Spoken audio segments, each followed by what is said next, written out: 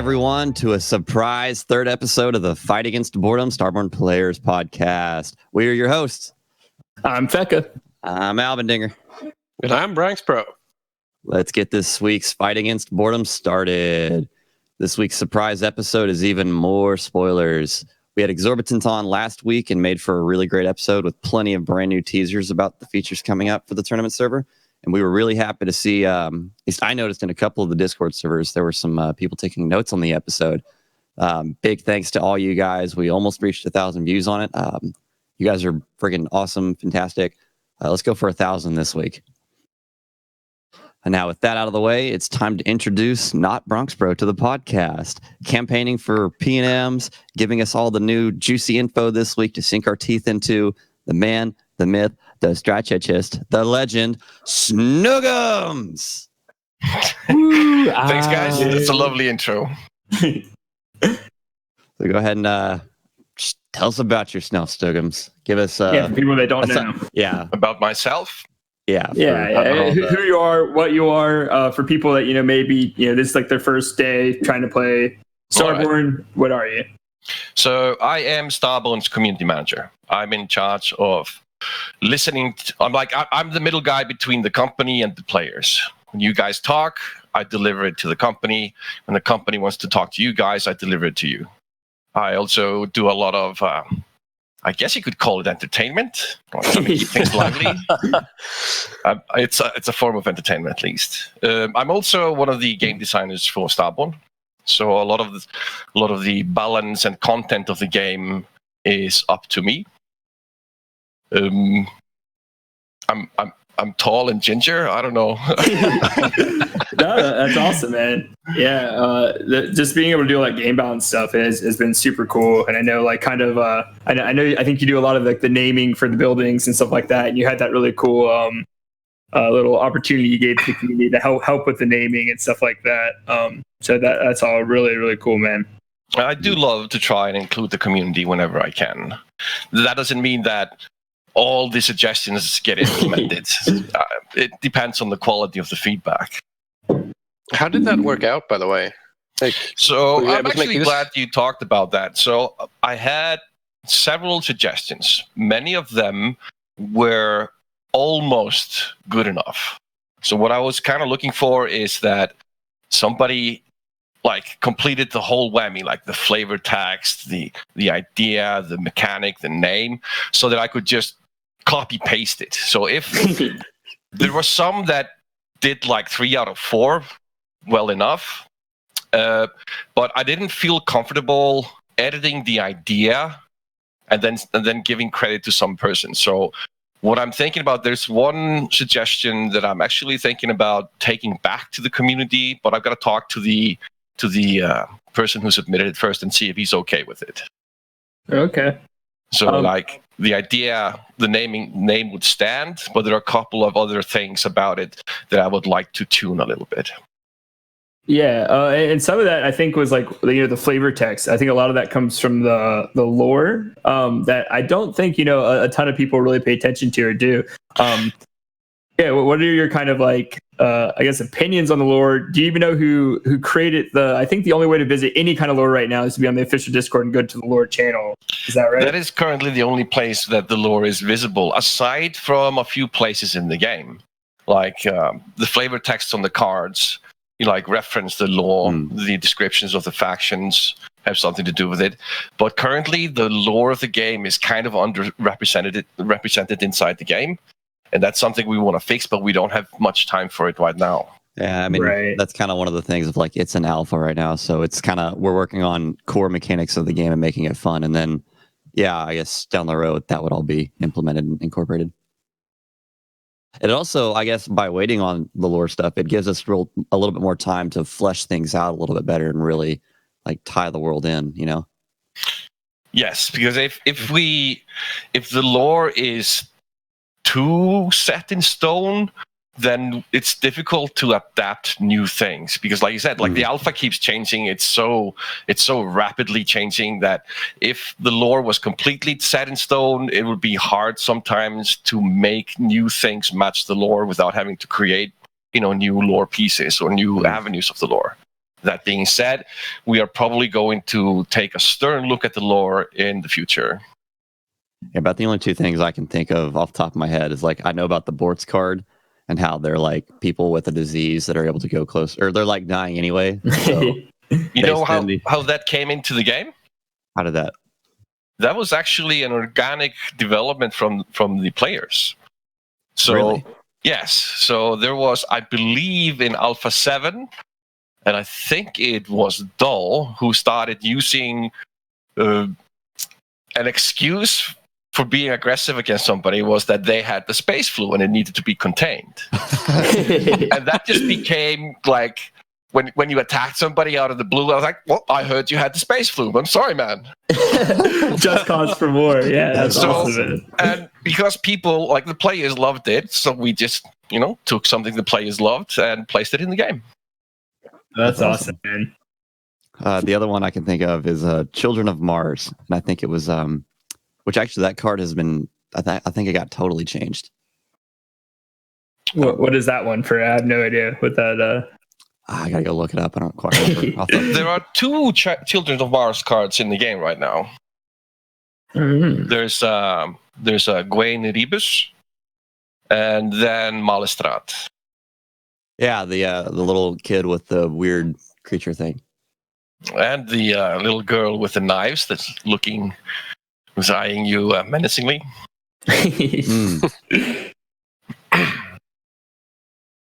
That's cool. I'm glad we shined some light on it, though, because I think lore, you bringing that question up, a lot of people were like, wait a second, there is lore. Like, that was a thing. And I definitely try my best. I try my hand at it. And I do enjoy lore and stuff, but it is, it's kind of in a lot of different places. And I pick up most of my stuff just reading cards, when you're sitting there, waiting for your cues or something, right? It just might as well. If everyone wants to... Oh, go ahead.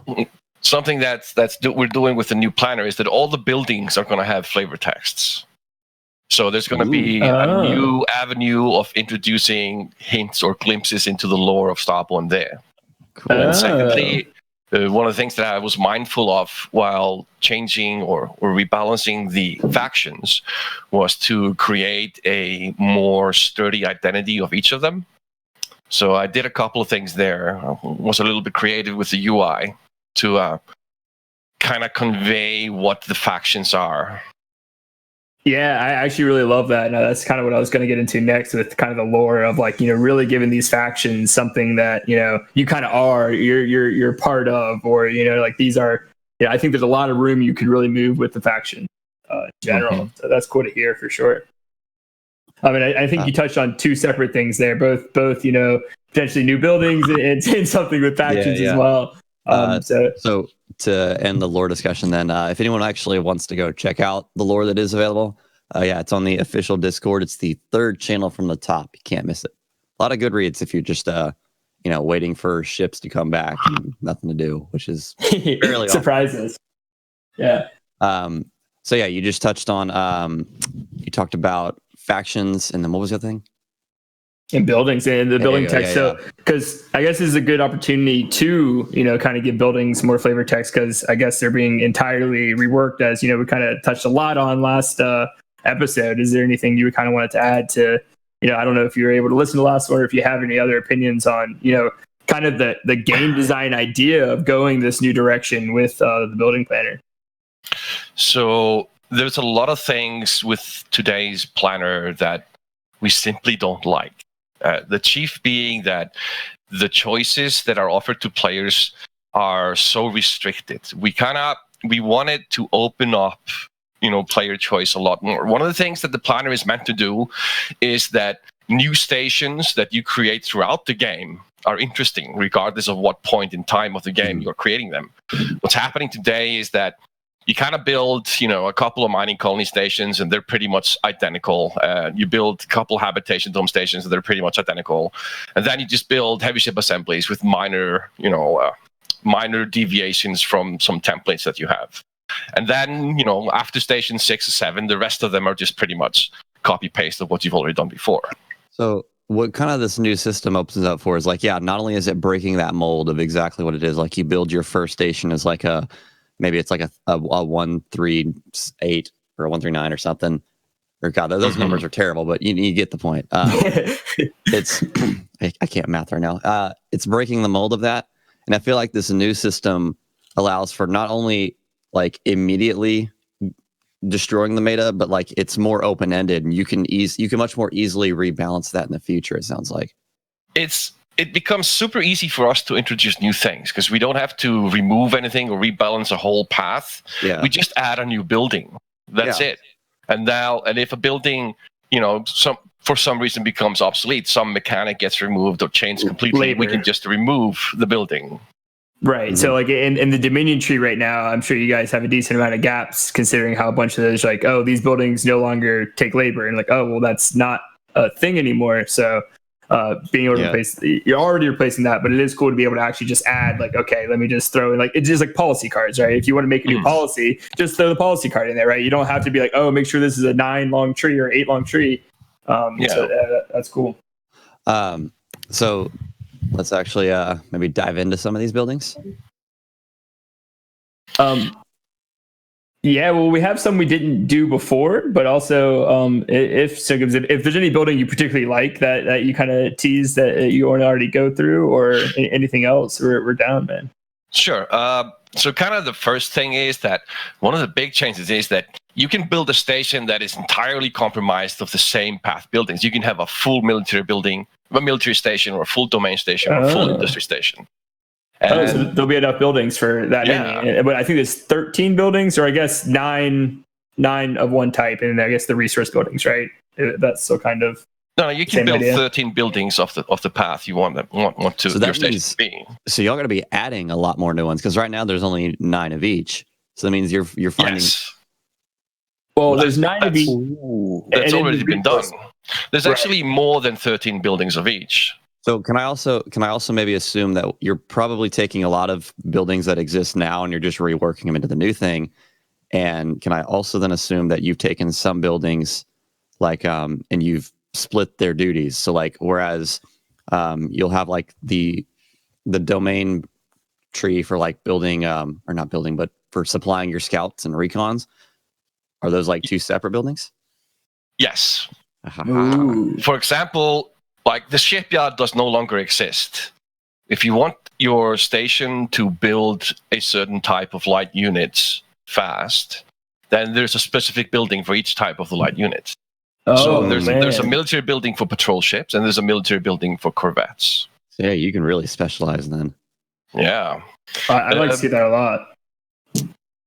Yeah, and one of the key things that stations do, like when you build station, is to decide what sort of units is this station going to support. Like which of my fleets are connected to this station. So in the top slots, there's always the firepower and hit point for the heavy ships is always in the top tier. It's always a tier 4 building.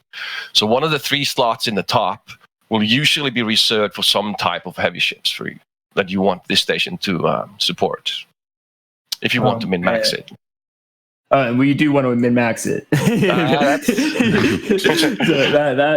That's beyond cool, man. Like that really takes it to a new level of like really like impactful decision making for when you're planning a station. It's not just, oh, I'm just going to go down, the military tree. I'm not going to think about it. Whatever military units I end up with, I'm just going to do it. You know what I mean? It's like, no, like go ahead and now make more of a distinction between, the destroyer or frigate. Like where do you actually want to go, and you can actually make it better. So that's awesome. It's almost like another way of giving players like a new sense of role again. Like, because once you specialize a station and do that thing, you're really going to lock into doing that thing. And the labor streaming also makes it a lot easier that even though you've specialized this station in some certain units and it doesn't have enough labor for that second fleet, you can stream labor from another station to that one. Okay. Yeah. You're touching on labor streaming here. Can we get a bit more info on the specifics about that? So it's just the way you stream resources today. You will have to build a building that allows the station to stream labor. It's a domain building. How much percents are we talking about? Are we going to be able to theoretically throw almost all of our labor, or is it like one station? It's a 1-to-1 relationship. So any station can only stream to one other station. Right. So can it So stream you can all of its stream in labor? totality. Well, that was a lot of you talking at the same time. Sorry. We're all getting excited at the same time. So basically, Yeah. so you can stream that building's labor in its entirety, basically. So the exact numbers haven't been set. We need to kind of figure this out from the test server. But the idea that's currently in my stomach is that, like, oftentimes, like, you have 600 labor at a station, and to fleet a light fleet, you just need 200 more labor, or to do the heavy fleet, you just need 400 or 500 more labor. So. Right. To begin with, I'm probably going to set the numbers where it's kind of like just taking a little bit of the surplus of one station that's not enough to supply a fleet, putting it to another station that gives that fleet that station an extra fleet to support. So probably, like, I guess if you were doing it by a level thing, like every level increases it by like 80 or something. Something like that. Then, like every level of the building. Because then your max would be 800. Well. I guess it doesn't fully make sense for like larger fleet. But like I think 800, that's an entire whole fleet, and then you can just have that station supply a fleet. So I think it's always going to be below 800, like the top value. Right, you want it to be kind of like leftover change, it's scraping off the top. Like you've done what you can. You want to make sure the station is not useless. It's still fleeting its own fleets, right? But it's more, you have this rollover, and you kind of just want to push it around to make sure you can get one fleet together. So it's also, exactly. It sucks to go and look at your station overview and see 10 stations that have 200 and 400 labor that you just can't use. Oh yeah. Right now I'm going through right now. It's like 400, 600. Exactly. This was even 775 is one of my stations right now. And it's like you can't do anything. You know what I mean? I'm like crap. Like that hurt. Like that's what I'm talking about. Like that 775. You find a station that has like 200 extra labor, and you move 100 from that station to the 775. Voila, an extra fleet. Right, and it's so much more permanent than because right now what I guess I could do is like build a card and then hopefully either downgrade some buildings or figure out another way, because I'm going to forget about that card, especially if I do 100. It's only 24 hours. No way. Well, I remember I have a 100 card and then I go out of labor halfway through. God forbid somebody attacks me, and hopefully I'll be there. But yeah, this is more of a permanent mainstay way of like actually keeping your fleets up. So I do like that a lot. Yeah, it's an interesting choice. Like you're now making the choice of like, okay, I'm going to spend one of my building slots to get that extra fleet to be active in the game, and that's kind of a yes, yeah, that's cool. Well, and I thought for sure that would be one of the hidden outposts that we're still like, maybe that would be like a labor streamer. You know what I mean? So it's interesting you guys went the building way, because that means that a building can't be sabotaged, right? That's the big thing, right? We kind of had our talks, and we were worried. We're like, okay, well, there's 2 hidden outposts still. One of them's probably the labor streamer.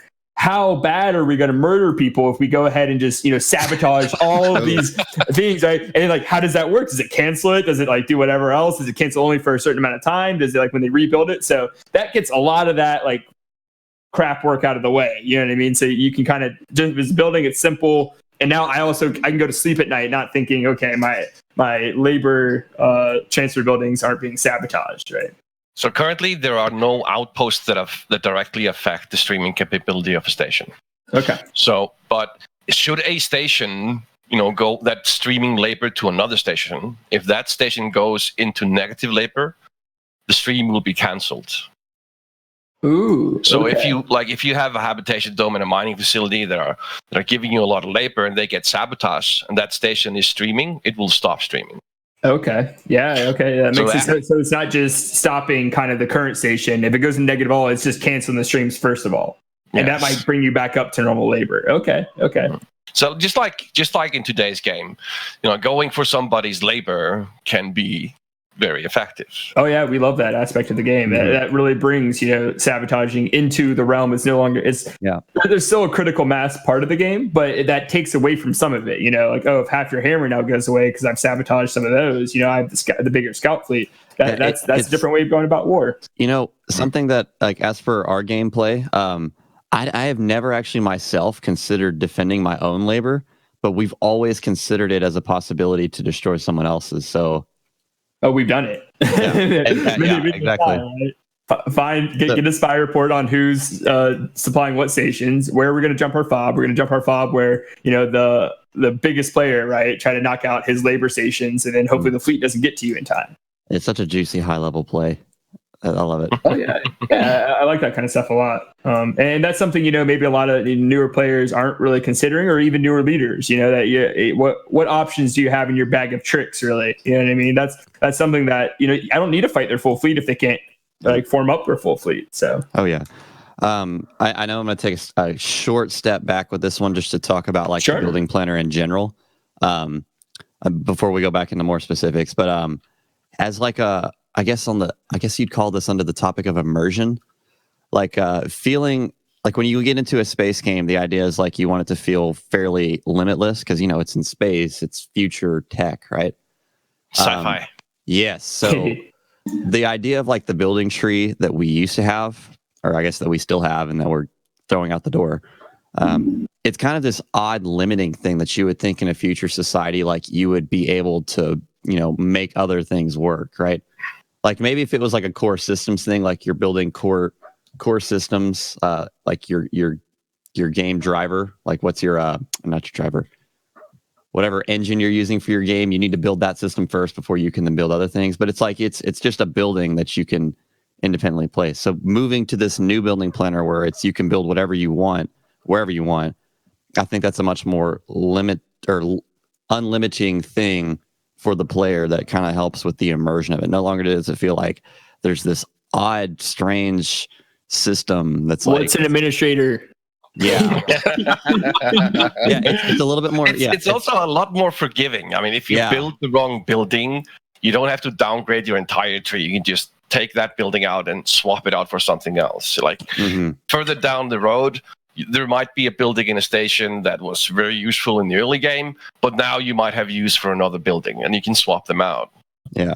So just overall from an immersion perspective, which, to an extent, I guess this game is about as immersive as watching paint dry sometimes once you got all your shit out there. But actually once it's decision time, I kind of just, I'm completely in it and I'm thinking about what's going on, and not being so limited, I think will help with that. Well, yeah, it's a long-term strategy game, right? And I think that's really what it is, right? I get my rocks off when you plan something for 2 weeks, right? And it comes to, and it's not necessarily I don't have to have a million actions going on per second to play this game. It's this long-term decision making. So oh, I made that scout station 2 weeks ago, and now all of a sudden I really need to utilize this. And if I can't just on the spot be oh, I need scouts now. It's oh, did I have that set up? And you do a lot of those things. Yeah, but that's also something that I'd like to see manifest in the new planner. When you're building your stations in the building, obviously you're focused on growing your empire, but as you do so, you might realize, oh, this is a cool combination of a station that I'm going to build in the future. Because as you play around with it in the beginning, you go wait, hang on, if I build 2 of these outposts in this station over there, it's going to do this extraordinary thing in that location. And it kind of gives you this personal goal just for yourself in your empire. It's not dominating the galaxy or winning the game. It's just for yourself. Yeah. And a bit of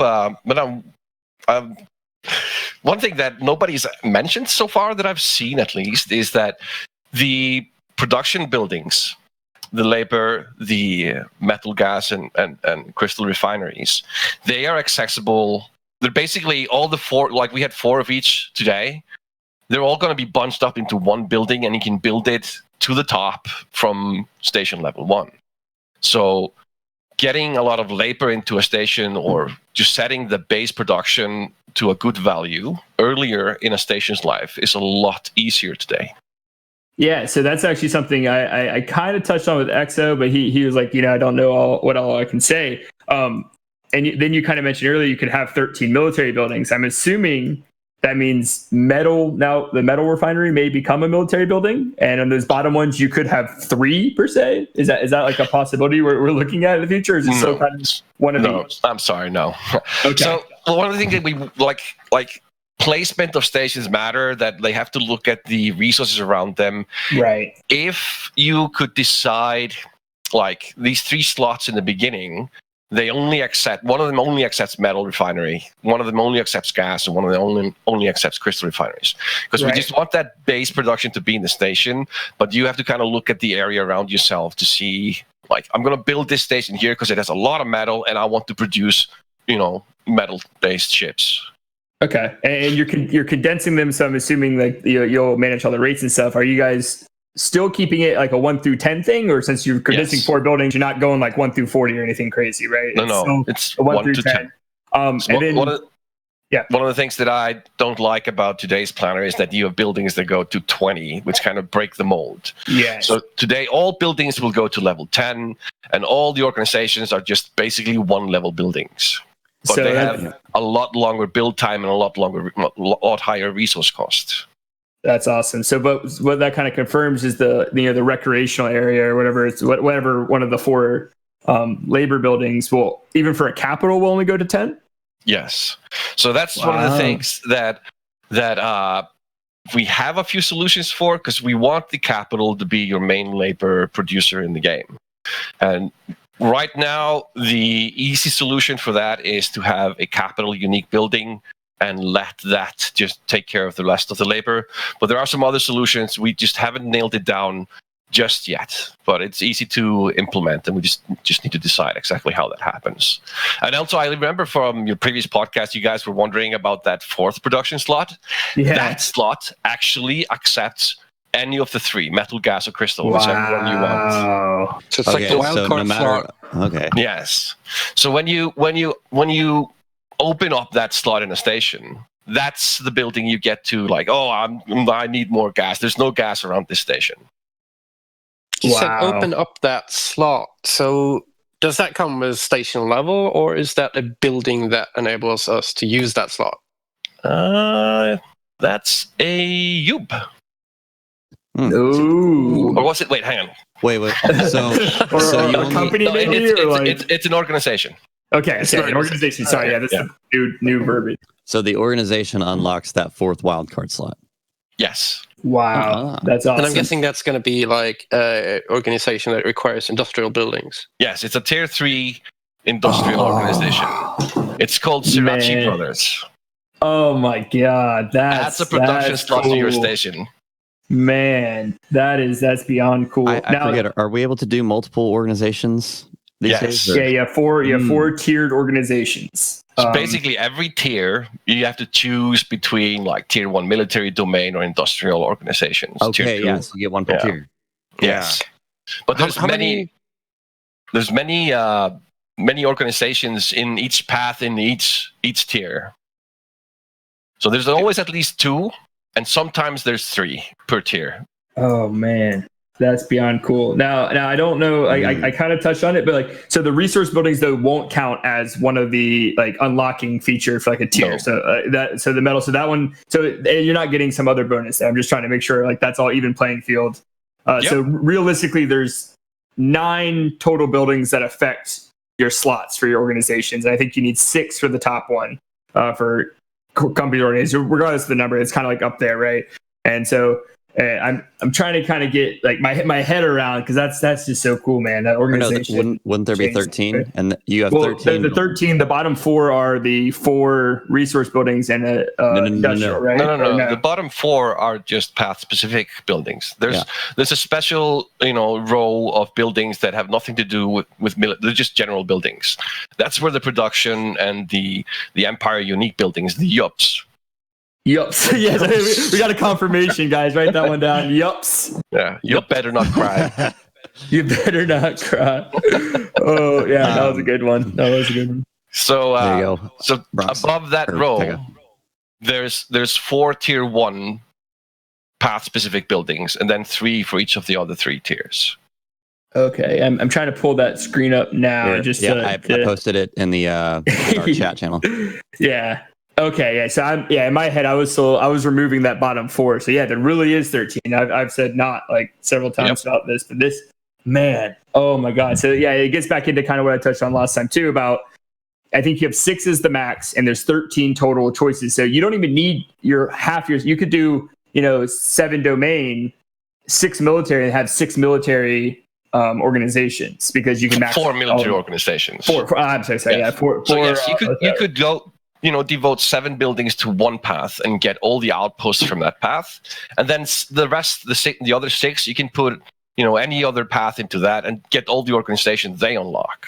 That is a lot of customization, man. That is awesome. Mm-hmm. My head's racing. I know this is brilliant, man. Yeah, like we've been looking at this planner, but now we finally have like a good understanding of what it actually entails.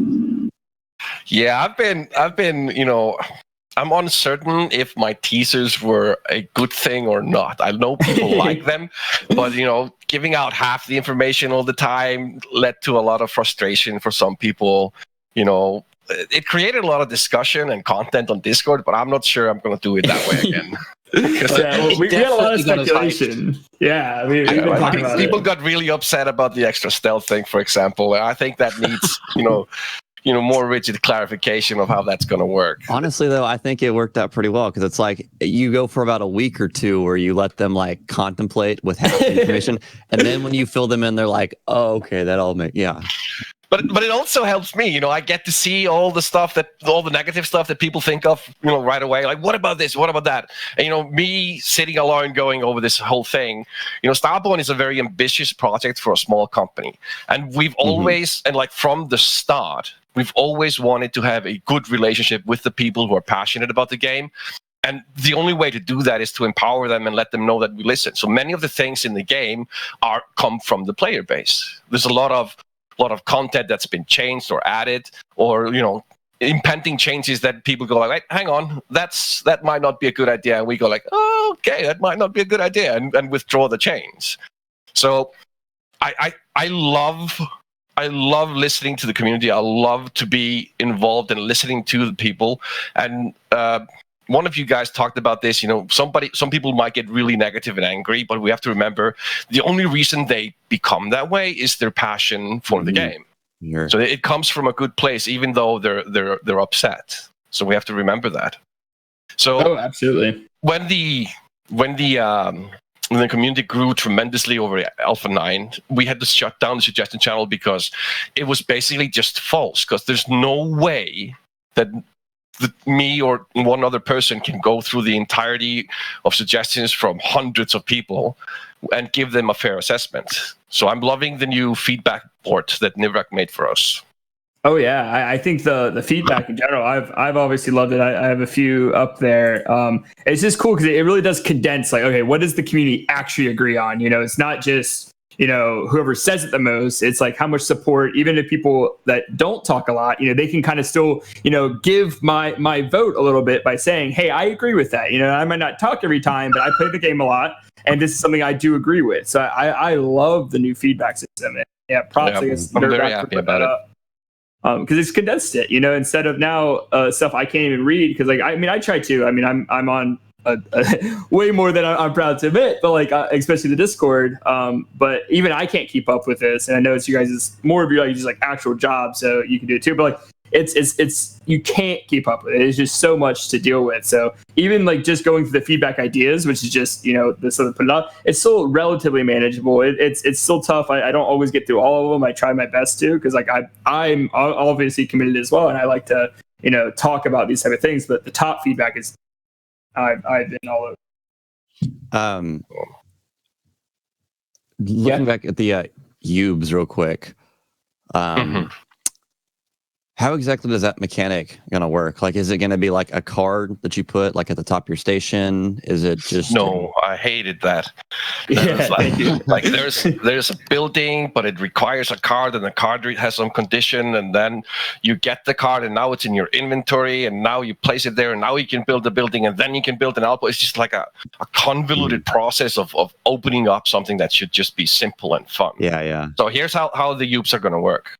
There's a collection of Empire unique buildings.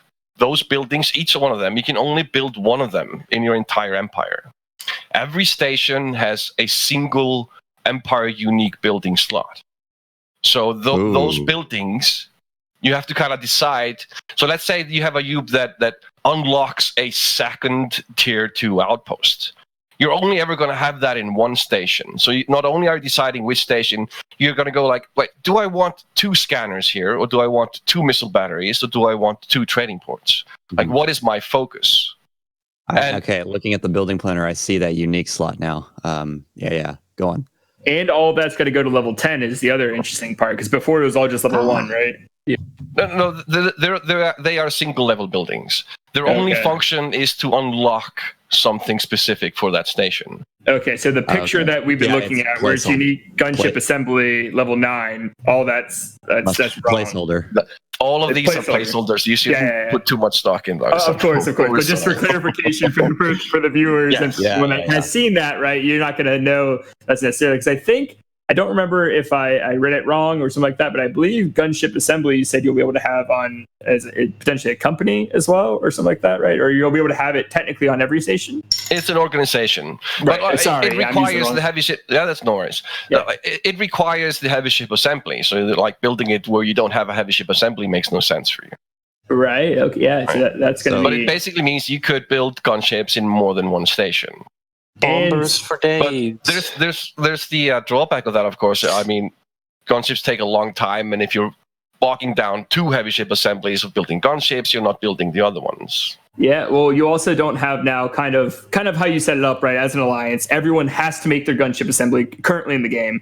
And everyone better be doing it the best they can, trying to pump those out as quickly as can, and donate. And whereas that is technically cool for an alliance bonding type thing, potentially, it does kind of take away, like, I'm kind of throwing away one station, because I'm not normally the bomber guy. We have guys that just absolutely love that kind of stuff.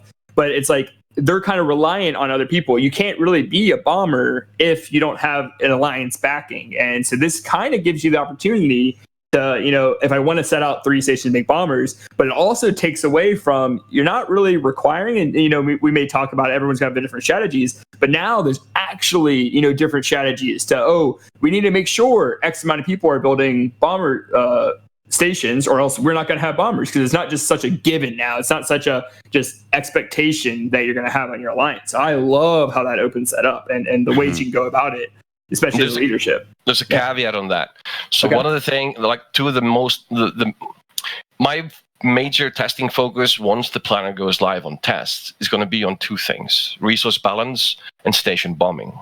And depending on how station bombing works now, because there are actually a lot fewer buildings built in a station, it's going to be taking a look at the time cost, the resource cost, and the station bombing stat on the gunships, as well as being able to build, more gunships than we have so far. All these things are subject to change before the actual tournament. But I'm hoping to do that in conjunction with the community and the super testers. And just a quick note: anybody who wants to be a super tester can. There's no special requirement. If you guys want to test out the planner when it goes live on test, all you have to do is send me or Exorbitant a message. You're going to get spammed. You're going to regret saying that. No, it's kind of been like that. I'm just gonna forward it to Exorbitant. Yeah. Well, I really do like that plug, because that is a good point. If you have the time, if you are committed to making the community better, like this is cool. And I don't think there really has been much of a bridge to do it, but thanks for making that here, because you're listening. Go get that, man. It's awesome. Come be part of this. We'll be all chatting. You'll probably be super testing with your enemies that are going to go into it, right? But like you're kind of coming together as a community, so that's awesome, man. Anybody that wants to do that, that's what a great little plug there. Ooh, okay, interesting idea there, Eboats. I see in the chat he says, "Let me place a station close to another station and using like the missile battery offensively, like setting up a blockade." So I guess what you mean there is like maybe not necessarily the missile battery itself, but having like a building that maybe boosts your offensive capability a little bit, or like an outpost. An outpost that helps you attack. Yeah. So that's. You can throw that in feedback ideas, man. Yeah. Let's just keep feedback ideas in the feedback for now. Yeah. I've got a question here, because you said that unlocking buildings through cards that you have to plug in the station is going away. How are you gonna do the capital ship assembly now? This is going to be a requirement of buildings can have a require commander level X. So you just can't build it until you are a certain level, but then you can build it in whichever station you want it to be in. And that will be a EUB more than likely, right? No, the capital ship assembly and the commerce hub, they simply, like, there is a spot for them in any station. Once you build them in one station, you cannot build them in another. And those spots will just unlock depending on your commander level or the game age. And how is that kind of different from an EUB? Because that sounds like, to me at least, like pretty much the same mechanic, right? Or is that something? What's really the differences between that and an EUB?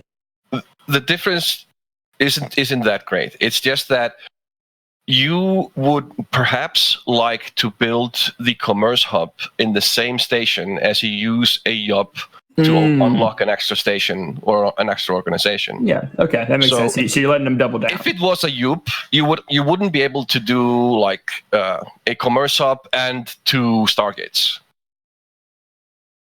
Right. Yep. Yeah. Wow. Yeah. So here we go. Yeah. 2 Stargate commerce hub. Oh man. Yeah. Yeah, that's cool. Yeah, that clears that up for me because I was like, why would you want to? But so Commerce Hub will for sure still be kind of its own thing as well as the capital ship assembly. Okay.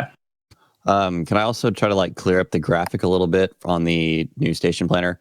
Because what I'm noticing is that, and yeah, again, it's all placeholder stuff. But it shows at the bottom there's 5 organizations, or it's labeled companies, but the unique building would be the gunship assembly. So technically, the correct way would actually be 4 organizations until you unlock the unique building for an extra org, right? Yes, correct. So both of the slots that are marked special, you won't see them in stations unless you unlock them via YUP. Yeah. Cool. Wow, man. So, talking about Outposts, you haven't revealed all of them yet. Ooh. Well, I've been trying to poke and prod to see if I could find it on my own, but yeah, it hasn't come up. So, Fortress today. If you look at the Fortress today, it has 2 distinct effects. One is to defend stations, and the other is to claim an area. What's happening there's 2 things that's happening that make claiming area a lot stronger in the tournament than it is in today's game. So of course your number of fleets is connected to the YUPs, not to the claim size. Somebody typed YUP and I just said it. And claim area is going to be a little bit more important, but a lot more accessible. So what I've done is that we've removed the Navy base from the tournament server. And I've taken that outpost model, and that is now the tier 3 industrial outpost, logistics hubs, which will take over the effect of allowing you to protect stations. And the fortress is solely used for claiming area. Wow. I like that a lot. You are free to use your fortresses as you please. And the logistic hub is now just its own thing, and you just build it where you need it. So it's again splitting the duty of an existing asset. Yes, which is great. So I don't feel so bad about I'm throwing my fortress, especially like kind of the beginning of server 10. We were all kind of boxed in. I had to throw my fortress over one spot, but then to start an early claymore, and then I had to actually go take it down with whatever it's called to this salvage card. The salvage team to pull that down and then re-put it up to guard all my stations, because it's like I'm trying to use it there's 2 obviously really beneficial ways of using it, but it's like I'm having to kind of choose and pick. So that's awesome that you can actually kind of choose which one you want to go. Yeah, because the effects conflict with each other. Like one effect demands that you place it at the edge of your claimed area. The other demands that you place it in between, like in the middle. Right, so it always opposite. felt wrong that it has both effects, and it was confusing to new players. Like you had radius of influence, you had claim strength and claim influence, and it was just a super confusing outpost. Yeah. So what we're doing, I'm repurposing the model of the Navy base, which is actually mistakenly being used for the fortress today.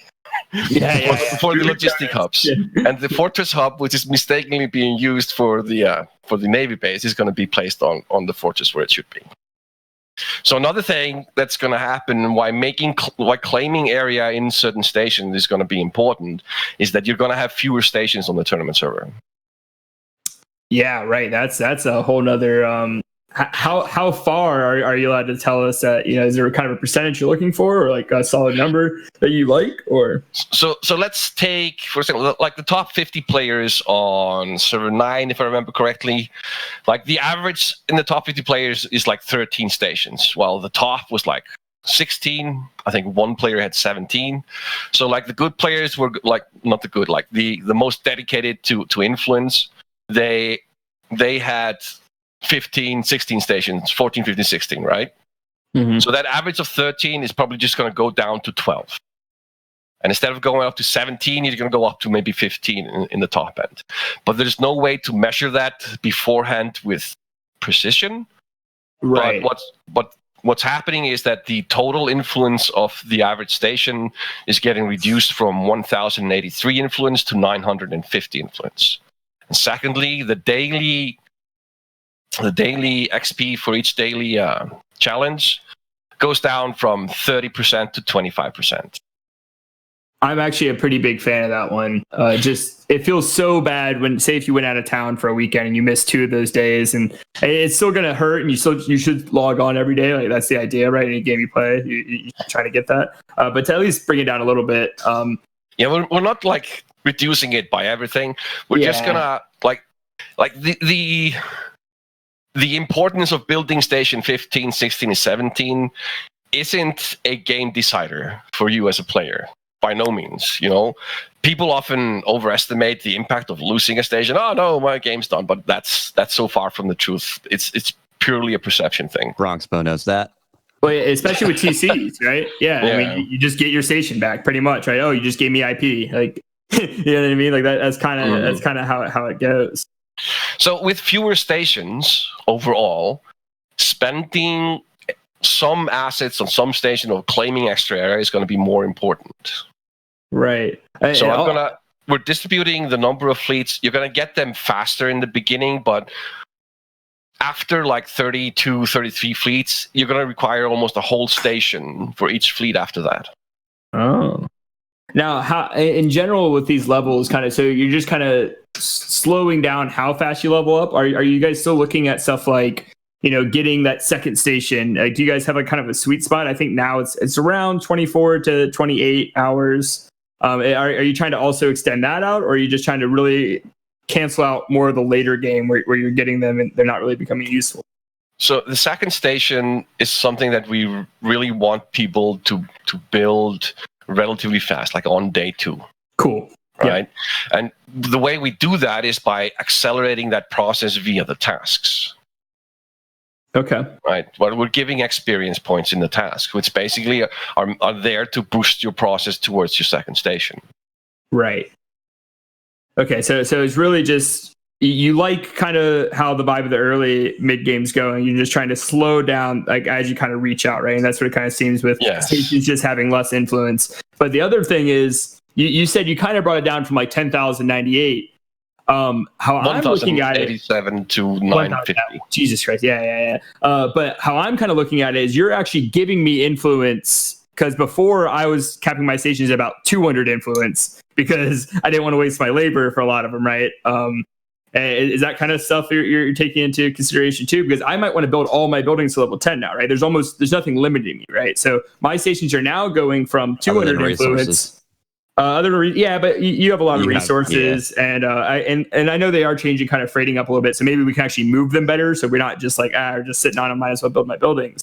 Is that kind of what you're thinking about? Do you think it might actually speed the up? Numbers that we have in today's game do not take into account that people don't build buildings. Like the numbers we have today, like the person that has 17 stations at the end of a game, that person I guarantee, has built virtually every building up to level 10. That's an influence guy, right? If some people want to go for the top, and if you're going for the top for influence, but I think influence in general is going to be a more meaningful number. And I know a lot of people get upset about like, because my military doesn't go into account, and I personally don't think it really should. But I think it's going to be a much more a better idea of how you're doing as an empire, because you're going to want to be building your buildings, right? So that's cool, man. I'm so pumped about hearing this and being able to kind of, now I can get kind of back in the running for influence, right? Whereas before I was like, it's a sham, but this is cool. Now you do want to build all your buildings up. Like, it makes no sense that like you don't want to better an effect of a station and give the station more hit points and whatnot, because it will affect your fleet capabilities. Yeah, I mean, there's really, and as long as influence, your total empire influence leads to XP for you in the game, there's literally no reason now not to. Like, that was kind of the only conflicting point, is like, you're going to sacrifice a little bit of XP per hour to save that labor, and now you don't have to make that choice. Yeah, but it's going to be a little bit more difficult. Well, on one hand, you can build your production buildings to full level right away. You don't need a level 4 station to access the final buildings, right?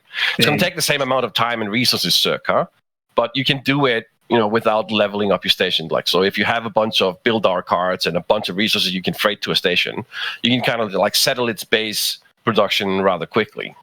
That's awesome. But the entire output of the map is being reduced by around 15%. Oh, so wow. Okay, so there's gonna be a few follow-up questions with that for sure. Is it? Are you guys planning on potentially reorganizing the map, or just kind of going over the top and just bringing it down 15%? No. Like, there's just like, we have something that's called like a base unit. So if you see a field hex that produces 40, 40, 80, 120, it just means that it has 2 units, units of 20. The one unit is being taken down from 20 to 17. At least for the beginning of the test server. And I should stipulate that all the numbers that we talk about today, guys, they are subject to change depending on the feedback you guys give us on the test server. Right. But what we want to do is to create a little bit more of a resource scarcity. And by that, some of the new faction changes will, they might tilt you in one direction rather than another. Can we confirm MPL love? Can you give us some love? Yeah. That's anything you want to tell us about factions, man. I'm all over it. I think I made love to all the factions except for Tian Chao. Oh, this is great news. You get the live chat. The live chat loves this too. So that's awesome. Man. No. So the problem with Tian Chao isn't really that their abilities are too strong. It's just the thresholds they have to overcome were too low. Especially when you think about chain sabotaging a station. Because the station had such ridiculous and frankly, embarrassing as it is, it was just an oversight. Like, the station should never have had such low HP. It was just one of those alpha things that, after it was established, there was just like no point in changing it after that and just let it roll. So what's happening is both outposts and stations are going to require a larger portion of a player's fleet to be sabotaged. Love it. Oh man! So one player can't send 40 fleets consecutively and just pin down a station forever. If you want to chain pin a station, you can, but it needs more than one player, and there needs to be dedication to it, and that's okay as long as the players are paying for it. If half of your alliance is Tian Chao, just do that. You're obviously losing out on other fronts. Especially if the other ones end up becoming a little bit more enticing, right? And another thing is, like, Tian Chao was always meant to be that niche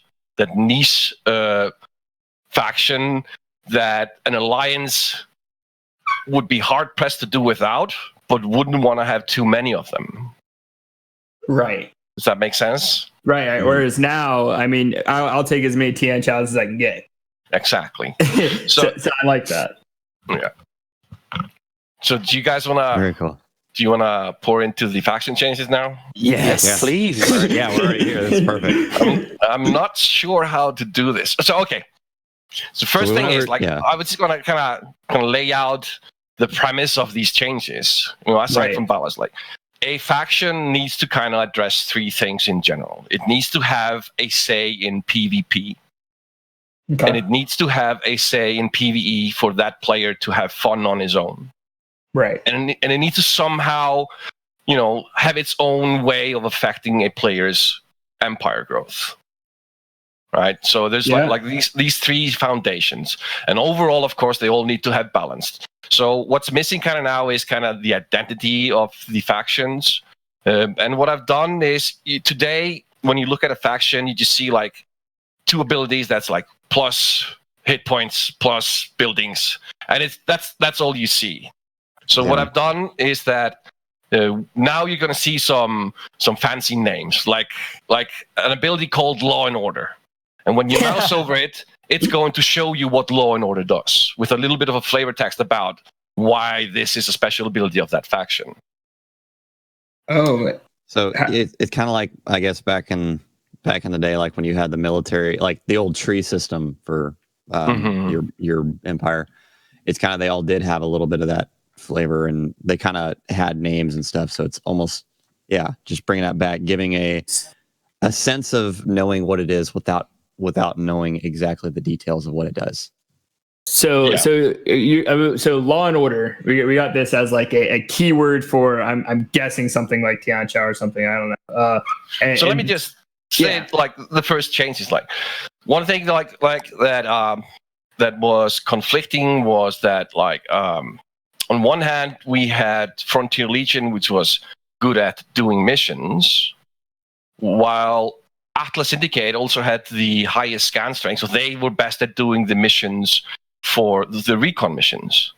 Now, these things have been kind of switched off, and only one of these factions is best at doing mission, and the other one has had their role kind of overhauled. So let me just like talk about Frontier Legion, right? Frontier Legion now has an ability called Territorial. And Station Harvest is increased by an additional 40%. Claim Strength is increased by 1. Oh. So first thing to note there is that Station Harvest in general today is taken down to 40%. So having Frontier Legion doubles it. Oh, man. Right? Today, Station Harvest is 100% in all stations. That's going to be 40% in all stations. So we got Machiavellian back too with +1 globally. I mean, this is across all your stations. You're just getting this base +1. Yeah. So the other ability for Frontier Legion is called Private Army. Corvette costs 10% less time to produce. Patrol ships cost 10% less time to produce. Fleet experience gain is increased by 30%. Man. Ooh. So I have a little bit of a space to do a little bit of a description of the factions.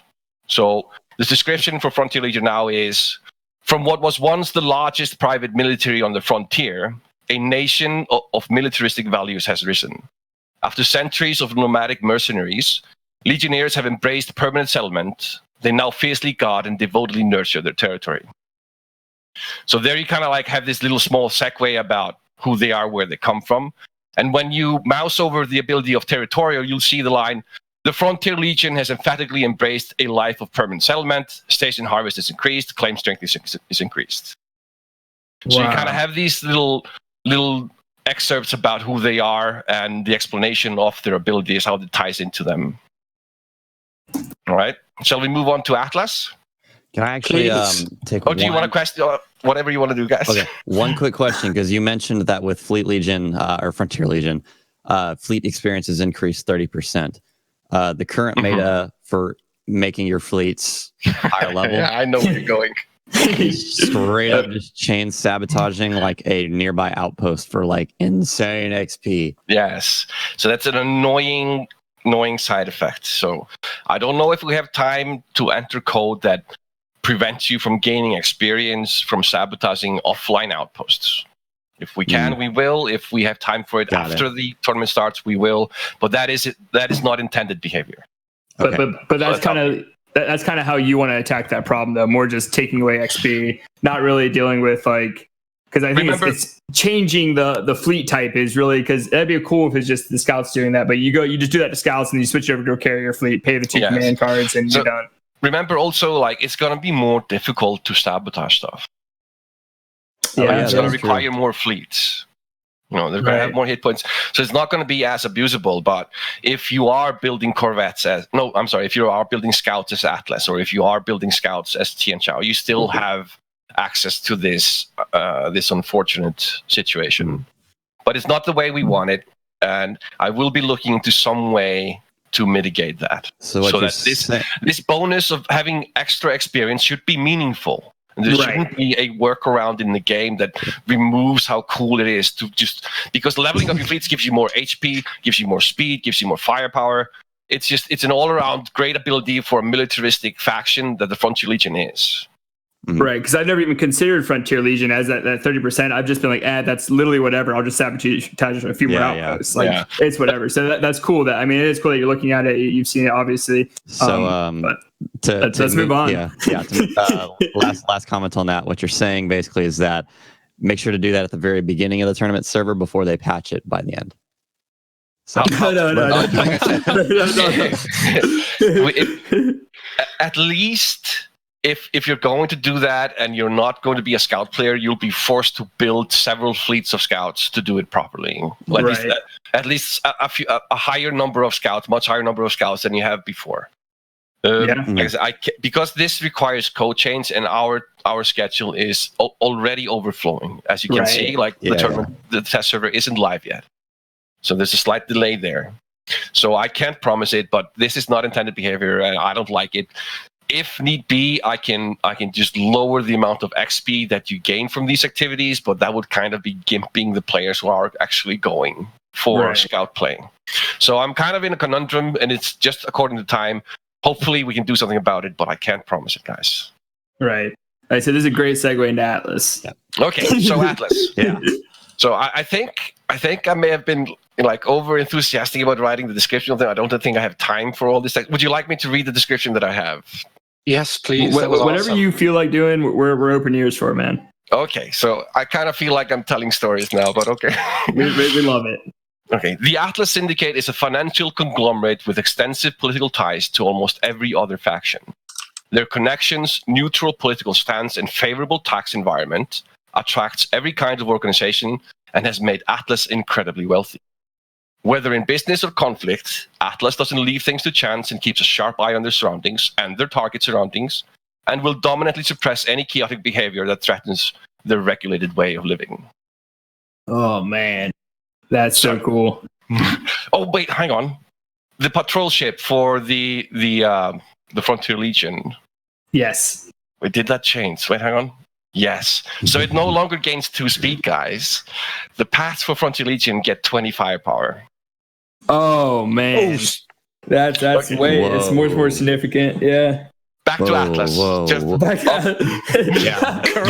man. I like that a lot, Drop man. the bomb right back. That's really making your choices again more significant. Keep going. The unique scout for Atlas remains the same. Okay. Next. So, Atlas Syndicate. First ability is called Law and Order, and it has the following flavor text. The pillars of society require strong enforcement agencies. Mission requirements are lowered by 15%. Scan probes last 24 hours longer. Ooh, nice. So one of the things that's happening is today vision is really cheap. And Atlas has now because you won't be building scanners in every station. You will be building stations that give scanners to other stations, but you won't have it everywhere. So the Atlas thing is to plug in these holes for your alliance. And one of the things to make that easier is to give them, longer probes. And of course, the scouts have higher scan strength. I'm in love with that, dude. That's awesome. I mean, go ahead. No, you're just really, really putting yourself into a real identity, and I like it, man. So another thing to realize, guys, is that credits are gonna not be if you're gonna increase your credits, you want to do missions. Credits are a stronger or more important thing on the tournament server than ever before. So that mission requirements by an extra 15%, it's huge.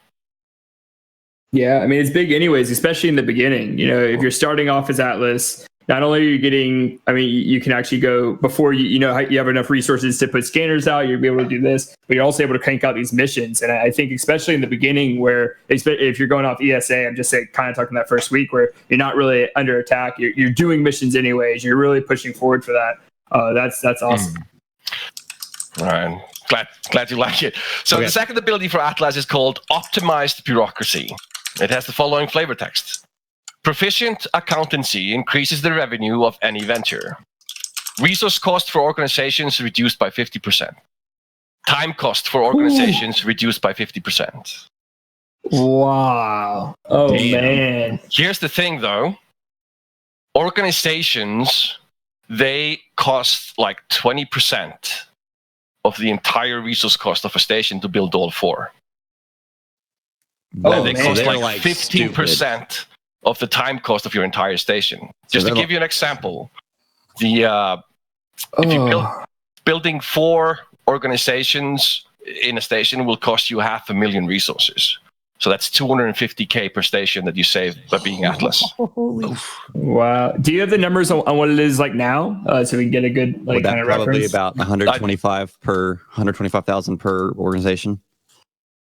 The first organization cost right now it's set at 50K, 100K, 150, 200K. Man, this is, I mean, it's awesome because you can see the live chat. And, you know, when you mentioned the first one, why would I not go Frontier Legion? And then now you're talking about Atlas and it's like, whoa, you know, like you did all this other stuff. And this is awesome, man. You know, what game will we even play? What is this? The time cost is also significant, guys. Yeah. It means you're shaving off almost 2 full days of building your stations. Yeah, so the total time cost of a station goes up from like 2.7 weeks up to 3 weeks, and this ability will shave 2 days off each of your station, or make you spend fewer, build our cards. Do organizations give influence? Yes, no. Yes. Good. Okay. Yeah, so it factors in like everything else. That's from Nonix. So as before, guys, these numbers are not definitive. We'll see what it feels like on the test server, but this is kind of like what I want, where I'm taking it. Yeah, we're getting the idea. You know what I mean? Like that's like you're putting the flavor text in us, and you can kind of think what would this naturally bring to us, and it's hitting. And yeah, man, that all 3. Like, oh man, that's. Don't forget to tell me what the Atlas Scout is good at. He says the same thing, I think. Right? It's still the same. It has the highest scan strength per unit. But remember, like it's now also scan probes, whether they're delivered by your recons or your scouts, will last, a full day longer. And you can send them without people knowing now, which is like we found out in the last podcast, because you can hit that 1050 and go undetected while you're hitting with these probes that last 24 hours longer. Yeah, so this is big. All right, shall we take a look at Terran Combine? Please. So, oh god, I feel like I'm reading stories here. Okay, so Terran Combine is the oldest faction on the frontier. It began as an agency of Earth, tasked with mapping and prepping the frontier for colonization. The nature of the task meant that they were out of contact with Earth decades at a time, and out of seclusion was born the decision to declare independence. To this day, all that prevents Earth from initiating hostilities is the Combine's secretive method of augmenting outposts. Their first ability is Ancient Trade Secrets, and it has the following flavor text. A wealth of experience in the field of space construction lets Terran Combine augment their own and their allies' outposts. And the augments are pretty much the same, except we have now the habitation dome, the trading port, and the logistic hubs, which have changed. So there's going to be slight changes to some of the augments. You get the full details on that later. The second ability is called Perfected Methodology and has the following flavor text. A long-established production methodology focused on reducing waste, both material and physical.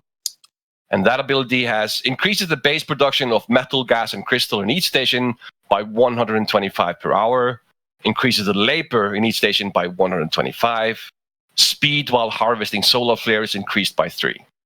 Man. And of course, they still have the industrials with the highest cargo capacity. Right, so you're doubling down on being able to hit these solar flares. That's on top of the others. Man.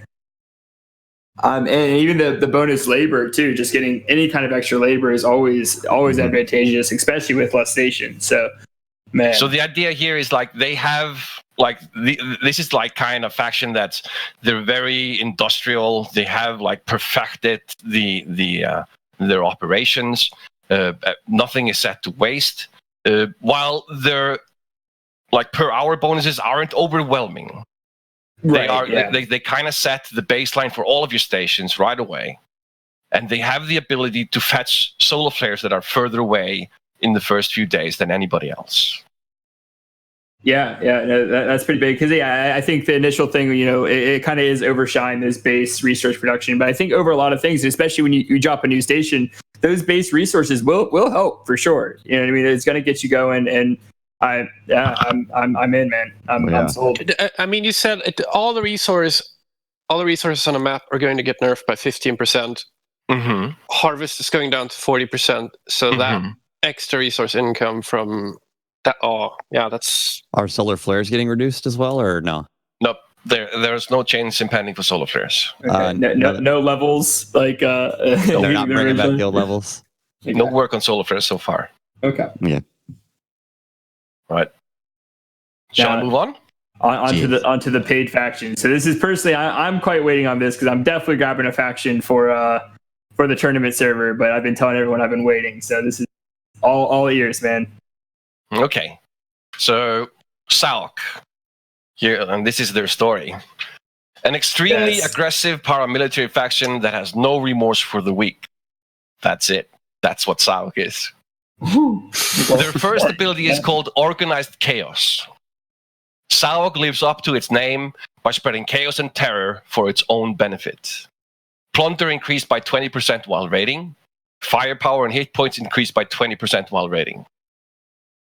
Oh, so now it's just on raiding. You're getting this firepower. And wow. The second ability is called Single-Mindedness. It has the following flavor text. Focus comes easy to Salk as long as it's battle-related. Resource cost for military buildings reduced by 10%. Time cost for military buildings reduced by 10%. Okay, so I'm going to go back to the HP and firepower when raiding. Right. It's 20% of each. So, I mean, they're literally just entirely stronger. This is the potential for, I'm not even going to assault my enemy because what I'm losing on is tactics, right? You'll just take the loss. That's a 15% loss, right? I think at max, maybe a little bit more. So it might literally be if you're Zayok, just raid. You're only raiding, right? Yeah. And that's kind of where you're thinking about. And then the plunder will soul effect. I guess is the card I think that lets it affect, the hangars, which we've seen a lot of cool stuff with. You can really nuke out people. But I mean, just wow. I mean, I guess the alliance assaults are still a thing. Yeah, the roles have been kind of close enough that everyone can kind of fight, but this gives a little bit more vamp back to Exoc or to them to be the military guy and really. But on another level, yeah. Sorry, you go. Exalc, is the Cyrillic word of writing chaos. The faction's name is literally chaos. Oh man. Well, and I like that. It is chaos because they're not necessarily because you said they're the big military guys, but they're not getting this in the alliance assaults anymore. They're kind of almost, you can kind of send them solo. Go do this, go do that. That's big because if they are your military guys, it's no longer an assault thing. It's no longer you're just better than everyone else. It's go raid on your own, go deal with your own stuff. Go do this. And then when you do come together, you're not just across the board better than other people. I love that, man. So currently, I'm kind of on the fence with the 20% HP and firepower, but first calculation make it feel okay. But we'll see. We'll have to maybe reduce that in conjunction with if we reduce the bonuses for firepower for tactics, for example. Right. But as always, these numbers aren't set in stone. These are just kind of where we're taking them. And again, the feedback will have impact on these numbers. Yeah, I just love the idea of, it's not just you got to assault, it's like, oh, maybe I could raid. I can do something out of this. I can really pester the guys around me by, even if it matches tactics, even if it's lower, regardless of the numbers, just the idea of I can now raid, my neighbors, actually getting resources, actually being competitive in a fight. I'm not just losing units. Yeah. Man. So but early game, the hit points are there so that you don't lose as many units when you're raiding for resources. And in the late game, that's not as important because you should be at least have a few fleets that are devoted to hitting hangared units. Because one of the things that allows alliances to be aggressive in the early game that even though they get to the late game and they cannot refleet as much as alliances that have been passive the entire game, the access to good plunder on hangared units can allow them, along with the correct information, to kind of level the playing field to deny their targets the ability to refleet as well. Oh yeah, I love that, especially as someone that's often in early war. We don't have as many hangared units as our enemies, so that's a really cool thing you can do. Once again, not just making a critical mass fight; it's a real strategic fight. Yes. So, in conjunction with the Tian Chao player, the Tian Chao player should be fishing out, good targets for raiding hangars. So right. Oh yeah. Supplying the South player with information of where to go for, what to go for. Oh man. Yeah, I love that aspect. That's teamwork. Really good. So Single-Mindedness, resource cost for military buildings and time cost by 10%. Like we all know how wonderful the 8% building resource cost bonus was for MPL in the past. Right? This is 10% and also time, but only for military buildings. So if you build a station that only has military buildings, wait, I had the math here somewhere. That would mean, let me see. That would mean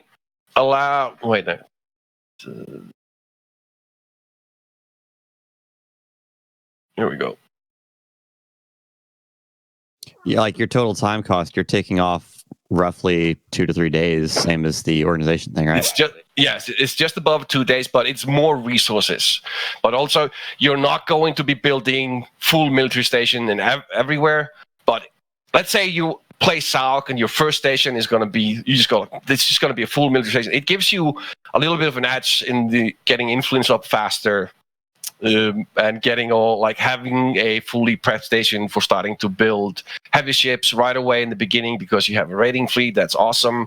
By the way, the unit has not changed. It still has more cargo and that's speed. So it's just an awesome faction if you just want to go and hit everybody with your corvettes. Oh yeah, well, I mean, especially I'm guessing the culling system, a little bit off topic, is kind of going to be similar to where we're going to be culling people more often to get more people into a server. With all these extra Zaox, which is the level 4 NPC laying around, raiding once again is just awesome. I mean, you're getting a lot of extra resources. Yeah. Yep. For me, I always intend not to, but I always raid the first 2 weeks of the game like a crazy guy. Yeah. I mean, first week you can easily net 1 million resources. Yeah, it's awesome, man. And that's how you're getting, the early TCs or the early alliance stations up. Is you got a few guys that are doing that, and you're just dumping. So in conjunction with this SEOC reveal, I want to tell you about an organization called Gatos Fritos. Ooh. Gatos Fritos means like fried cats. Okay. And wait, hang on. Let me dig up the logo. I actually have their logo here. Oh man! And I'm just gonna read you a little bit about Gatos Fritos. We do have one question from the audience while you're pulling that up. Does the firepower and hit bonus apply to heavy ships and capitals as well, or is it just going to be a light fleet type thing? Currently, it's not secluded to any types of fleets. It's just like if you raid, you get that bonus. Man. Like I said, there's no way that me alone can think of all eventualities. If you guys go like, hey, hang on, wait a second, that is totally broken with capitals. Then I go back to the drawing board and say like everything but capitals. Yeah, no one's really rating with capitals anyways, but it could be a thing where so we'll definitely be looking into that. And it would be fun, maybe just lowering the bonus rather than removing capitals from the equation to allow that player to do more cool stuff. Yeah, like how you guys already had, because you guys already have that where you have a different amount for each type of ship. Maybe it just goes down per, unlike firepower goes up per the type of ship like you have now. Where it'd be like 5, 40, and then like 100 or something like that, and just do it reverse or something. Whatever you do, I'm excited. That's so cool. Like this the doors that we're going to be able to kind of tweak with and do things. So man, where's that damn logo? I really want to show you this logo. I love it. Kieran, our UI designer, is doing excellent work on the organization logos. That's great to hear, man. I think any of this. Okay. Let's see this thing. We'll try our best to describe it to anyone listening right now. Well, you put it in the. I'll put it in the channel, dude. That's gatos fritos. Heck yes. Oh Jesus. So I don't know if that's the finished design, but that's where he was at last time. So here's what Gatos Fritos does. I'm just gonna read the description of Gatos Fritos. A volatile mercenary group that trades pilots' lives for money. It is fickle, constantly changes leadership, and their presence at any station sows chaos into daily life on it. And what it does is, it's a tier 3 military organization. Supplied destroyers and corvettes gain firepower and lose hit points while raiding. Oh my goodness. What? So the 20% health point bonus isn't as effective because these are the ships with the lowest HP to begin with. They're going to lose HP, but we're going to boost up the firepower. How much are you boosting the firepower by? The exact numbers aren't in yet. But the idea is that you can create these sacrificial lambs, like they trade pilot lives for money. That's what they do. If you pay them to go blow up a hangar, that's what they'll do, and they'll do it very efficiently. Okay. Yeah. My only thought on that at the moment is so if you max out your firepower for a first round wipe anyway, then right. If you're able to max that firepower out, then the biggest thing is having more hit points to retain the most amount of ships in that raid. So So if you're not gonna survive the first round, because we do a lot of light screening anyways, it's just a good way to. I would always rather do that trade. So I mean, I'm only gonna survive one round anyways. Let me just throw them in there. Like Zerg is saying, little kamikaze, a potential at least. You know what I mean? There's other stuff as well, but as someone going for a hangar. Right. You usually expect not to survive the first round. Oh man, that's such a good point too. The intention of this organization is that the fleets supplied by this station, they don't need to attack from the station. They can be on a FAB. It's just like this station has gatos fritos, and the corvettes and destroyers you link to that station, they are going to have extra firepower, and you're going to can raid from wherever you want to. Wait. Can we raid from a FAB now? Can you not? No. Is that off today? You can't. You can't raid from FABs. You can't raid from allied stations because there's nowhere to put the resources. But you can still raid even though the resources go amiss. No, I'll take a look at that. But regardless, add it. if you then you plop down a flop and you TC a station, you can raid from that station at least. Right, of course. Yeah. But we had this idea, we were wishing to be able to raid from a FAB because then we could put a FAB somewhere and just raid like crazy to fund building up the FAB even more, just taking everybody else's stuff. Yeah. Really being pirates, that would have been awesome. Yeah, it's a pirate FAB for sure. not a single industrial player. Sorry, you go. Yeah. I think I don't know how complex it is to allow raiding from FABs. I don't have a huge problem with it personally at the moment, but I'd have to confer with my colleagues before saying anything on or off with that. Understandable. So that's Sayok? Yeah, that's Sayok. Okay, so Tian Chao. So the description of Tian Chao reads, the Tian Chao clan is a powerful information broker dealing in espionage and blackmail. They can gather more intelligence than anyone else and excel at subterfuge and sabotage. Their first ability is called Above All Information and has the following flavor text. You want information? Hire Tian Chao spies. And it is literally exactly the same ability as before, full spy reports and counter-espionage.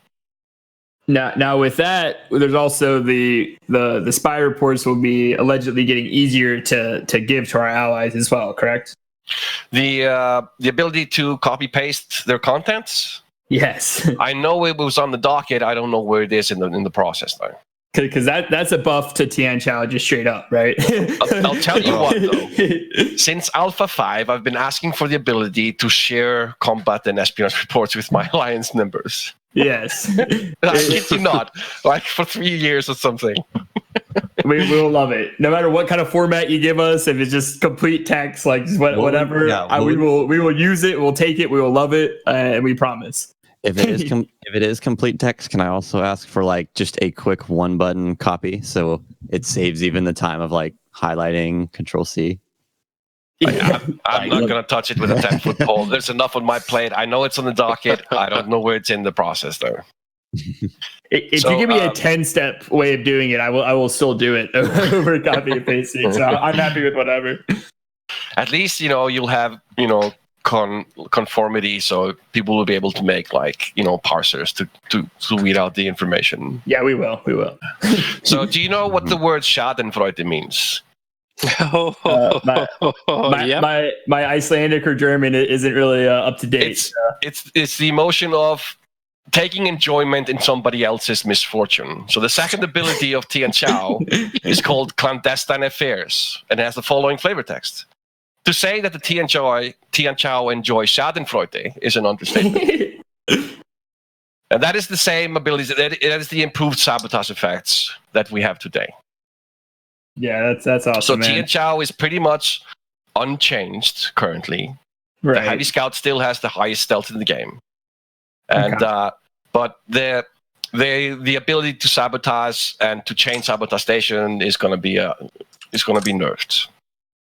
Well, and it's kind of nerfed in general because of how much buffed I think we've seen these other factions are going to be. So I think it brings it more in line. It doesn't feel so bad, in my opinion. But this is, Tian Chao is fantastic. It's still fantastic. It was fantastic. I'm down. People are still going to play Tian Chao. I feel that Tian Chao is very flavorful. It has a strong identity. Yeah. It's a strong use. The only thing that Tian Chao doesn't have is an early game. Yeah, that's fair. That's fair. Yeah. Okay, so finally, Mars Prosper League. The Mars Prosper League is a ruthless mining conglomerate seeking profits at any cost. Able to generate more resources than anyone, they possess an impressive merchant fleet and fiercely guard their interests. So their first ability is called Produce, Export, Profit. The MPL formula for success is pretty straightforward. Produce everything, sell it to everyone. And it reads, metal, gas, and crystal in each station is increased by 25% of its base hourly value. Oh, man. Freighters have 50% more cargo. Whew. Trading ports gain one radius of influence, but their harvest yield per level is reduced to 50%. So, first off, trading ports are just like mining facilities, but they don't hit ice. And they normally have one radius of influence and harvest at 75%, right? But if you are MPL, you might want to reconsider how you position your trading ports on the map because they're going to gain an extra radius, 12 more hexes to harvest from, but harvest at 50% instead of 75. Wait, so trading ports are the new harvesting, So one thing that happens when we removed the second, third, and fourth mining facility from every station is, of course, there's a drop in production for stations. So what we want from that is that if you invest in industry a little bit more, you get an extra outpost that allows you to harvest. But we don't want it to be exactly the same as the mining facility. So while the mining facility, which can be built without any requirements in any station, the trading port will require you to build 4 industrial buildings. And it won't hit ice, and it will also increase your ability to stream resources from the station. Now you say increase the ability to stream. Does that mean that we have a baseline? No, if you don't have it beforehand, it will add it. Okay, so going from 0 to 1 is an increase too, though. Yes. Okay, yeah. Fair enough. Okay, cool. Right, so that's the super stuff on side. So the other ability is called Stalwart Defenders. Incredibly defensive of their holdings, Martians excel at protection. Frigates gain firepower while defending. Frigates gain HP while defending. The exact numbers aren't in yet, but it'll probably be, the equivalent of a rare or an epic card. Yeah, I'm excited about that. I know. Feca loves the defense. I'm a old school Imperial player, and I love that. I'm probably buying MPL as we talk, but I know there is some hatred coming from the chat, some downside about kind of you guys were already at the 50% minus 50% in Alpha 8. Did you have some kind of thought process of why you took it away and maybe why you might bring some of that back now? this isn't really anything like that. At that point in time, in those alphas, there was a distinction between being an offensive fleet and being a defensive fleet. Like they could do one thing or couldn't do another. We're taking nothing away from frigates. You can still do everything with them. It's just when you park them, when they're docked at your alliance station or your FAB or your Dyson Sphere or your own stations, they get increased firepower and increased HP. Like they're just better if they stay still. Right. They have exactly the same stats as all other frigates in the game, except for, of course, the MPL has a special heavy defense, which goes 2 hexes faster, meaning like the playstyle of the MPL player is I'm going to sit here and I'm going to create an obscene amount of resources, and I'm going to be super efficient at freighting them to our communal buildings like the Dyson Sphere or the FAB. And I'm just going to build these frigates, and I'm going to sit here, and if somebody attacks us, I'll be super quick at deploying between my allies. And I'll have better frigates defending. Yeah, and it's not taken away from the offensive. Like, yeah, you probably Nothing won't. at all. No, it's just a bonus if you're sitting still.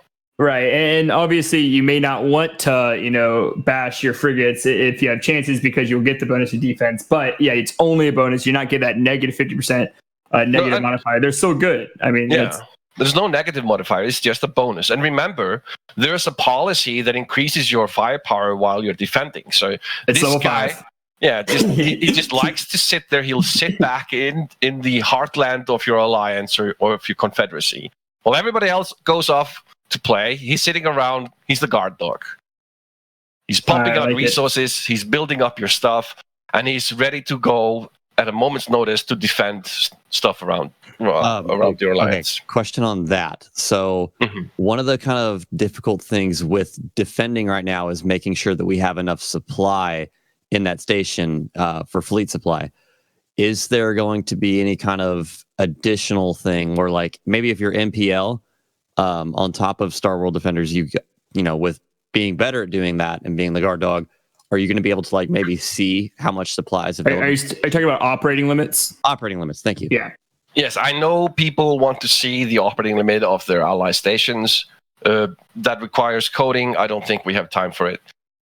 What players should be doing if they build a logistics hub, you should be sending your fleet to a station that has a logistic hub, so you can defend more than one station. It would be wise of that player to also build the fleet operating limit buildings in that station. Obviously. Yeah. I have a question here pertaining to the MPL frigates, if I may.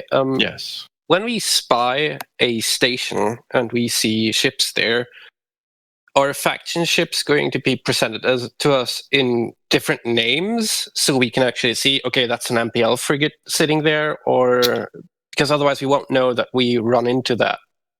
I don't think that's in the game today. If it isn't, we're not going to add it. I thought I've seen heavy scouts versus scouts, right? Don't you see that right now, or am I wrong? Yeah, but heavy scouts are just recons. Yeah. So they used to have different names as well, and they were in the spy reports as well. I think it's all streamlined just to the names. I don't think it's showing the unique names today. I'm sorry.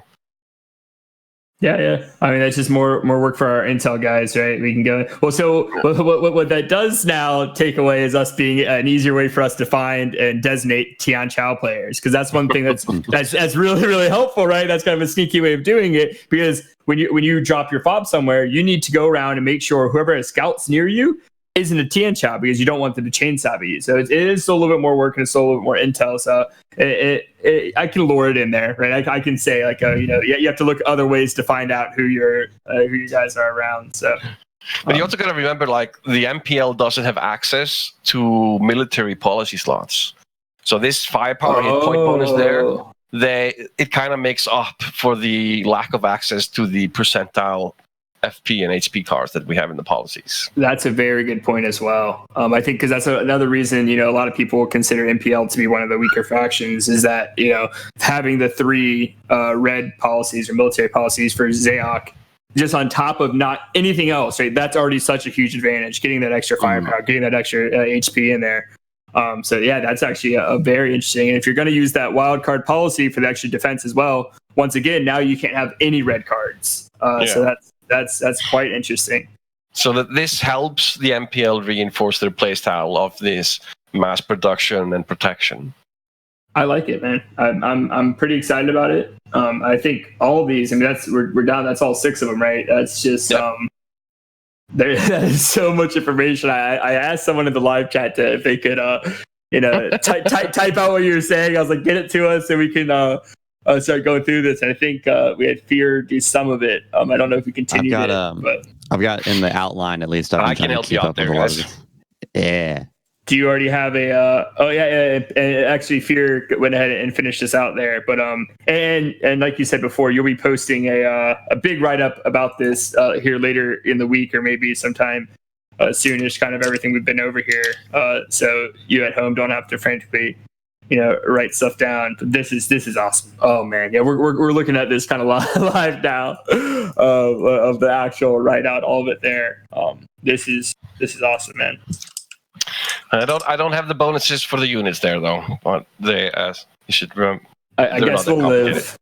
Yeah. Oh man. Yeah. Whew.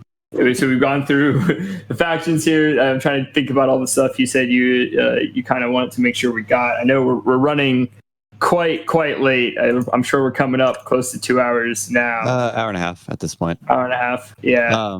There were still a couple things I wanted to touch on. I know there was. Is there anything really changing with the missions, like mission rewards? Are we going to see more accelerants maybe? Nope. Oh. However, there is a change to missions. There was an oversight on my behalf when I gave the new values to the scout cards. So I'm raising the requirements to do recon missions. I don't remember the numbers. Let me see. And I think this is a top feedback, or at least a suggestion. Someone did mention that, so that's cool. So level 1 recon missions remain the same. Level 2 and 3, the level 2 missions cost 100 more scan strength to perform, and 3, 4, and 5 cost 200 more scan strength to perform. That's good. I think buffing all that kind of stuff makes you feel more useful when you're going down the scout tree path. Yes. So I like rewarding that. It just accounts for the new values on the scout cards without restricting the level 1 missions. Right. Exactly. Another interesting change you guys probably want to hear about. There is no normal warehouse anymore. Like the warehouse capacity is going to be ample and it's going to increase with the level of the station. But at level 4, it's not going to be the max that you're used to. If you want a station to have a lot of resource capacity, let's say like you're SAUC and you build a full military station, you won't have like this gigantic warehouse that you're used to because it costs a domain building. There's a domain building called warehouse, and if you don't want to build it, then you'll have like a reduced warehouse capacity compared to what you're used to today. It's going to be ample to build everything in the station, but if the station has a lot of incoming resources, either via solar flares or via raiding or you're streaming to it, then you're going to have to either put temporary cards on it, permanent cards, or just be super careful not to overflow the station. I like that, man, because right now there's not a lot of thought that goes into it. You have such a high amount, you might as well level the warehouse. I can't believe we missed that on not seeing that on the on the teaser post. Yeah. That's actually pretty big. And you said it was a domain building, or is it an industry, or did you just say go random? And it's a tier 2 building, so it's one of 3 slots. It's not completely given that you're going to build it. And before, per level, the greatest amount of hit points was in your warehouses. Now that's no longer the case.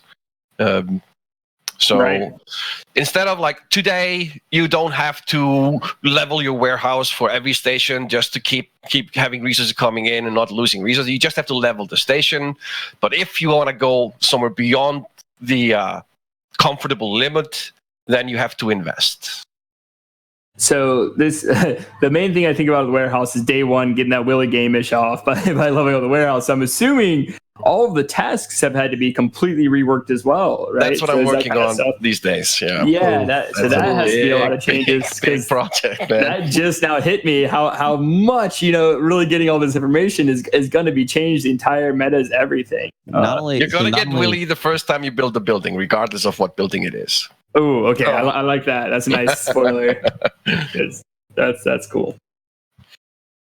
So with the changes to the building planner, that's for all your stations. How is this reflected in the Alliance station and the Dyson Sphere? I've yet to review those buildings, but there are some changes. I don't remember it exactly. I got it written down somewhere, but there are some requirements about increasing cost here, reducing cost there, both time and resources. There's going to be some jumbling of the numbers around. I'm sorry, I don't have anything more specific to reveal that at this point in time. So it's basically the same, other than just a little bit of balancing. I think, I'm pretty sure that, for example, regarding FABs, that time cost is going to be reduced significantly, but resource cost increased moderately.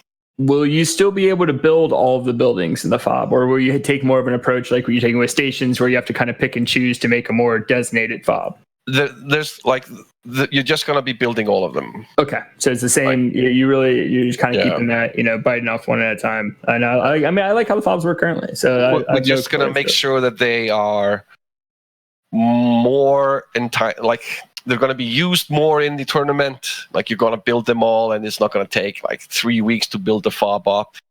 So you can lose a FAB through through the mid game, and then just build it and have it back, operational before the end game. Yeah. Yeah. What more do I have for you guys? I have a question, if I may. Of course. Are you happy with where freighters and their capacities are right now in the game? My chief problem with freighters is that they're locked into streaming as well. Just by freeing this up, streaming will no longer cost freighters. All your freighters are just for freighting. Streaming is just its own separate thing. That there's a building that allows you to stream, and there's a trading port that allows you to stream, and maybe we'll do some cards, right? So streaming is just you set it on, and you give it a designation, and you don't think about it. All your freighters are just free to do whatever you want. And there's a building now that increases freighter speed. It's more easily attainable. So the stations that are harvesting or have a large influx of resources, you can quickly send the resources to another station. Yeah, that's going to be huge.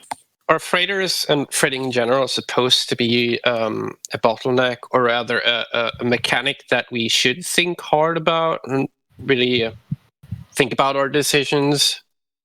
In the beginning, it was thought that freighters should be not only just we didn't have freighters to begin with. Yeah. So we put freighters in to allow you to distribute your resources.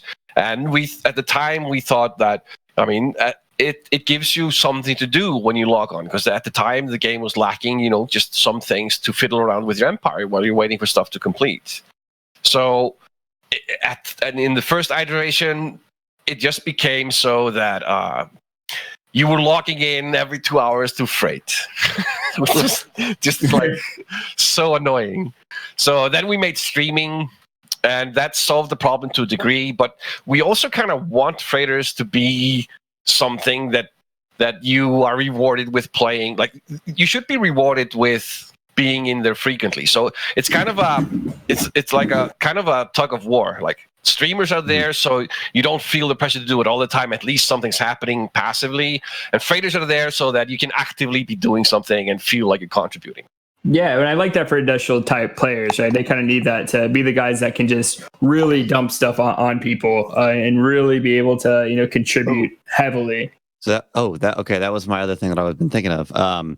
So are we going to be able to freight to other players in the Alliance? Is there ever going to be a trading thing ever set up?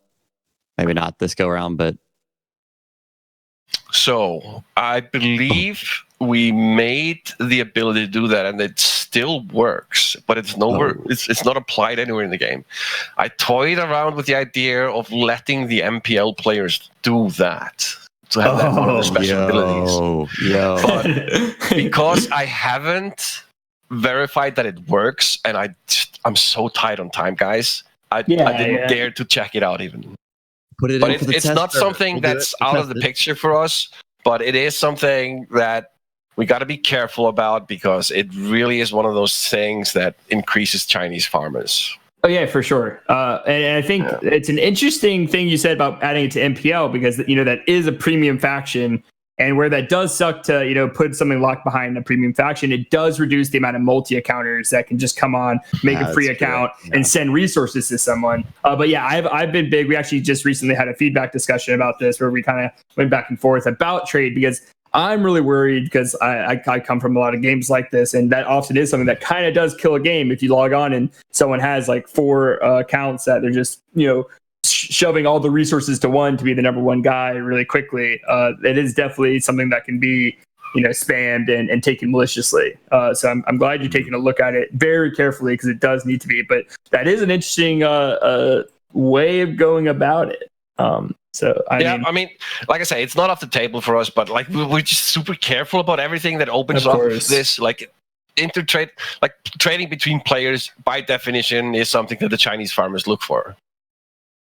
Right. Yeah. Of course. I mean, if there's something in the game to be, taken advantage of, it's going to be there, right? That's just, as a matter of fact, we can hope for the best, but it just is a matter. And I was actually worried about the original like TC when you guys brought it out. I was like, oh man, like here we go. You're going to make these stations and then you take them over. And I don't think we've seen it too much. But on to the TCs, do you think we'll ever be able to freight a TC? Have you guys been looking at that? Because right now, I think it's some absurd amount that I don't believe you could actually ever achieve with freighters.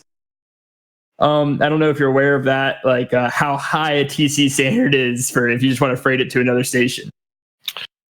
I don't know, man. You're good. It was asked in the chat. Someone mentioned it, and I was like, that's a good point. I've been thinking about that. So. No, that's another. It's nitpicky. Try not to put it on you. I'd like to tell you about a building that's going to be an industrial tree. Oh man, please!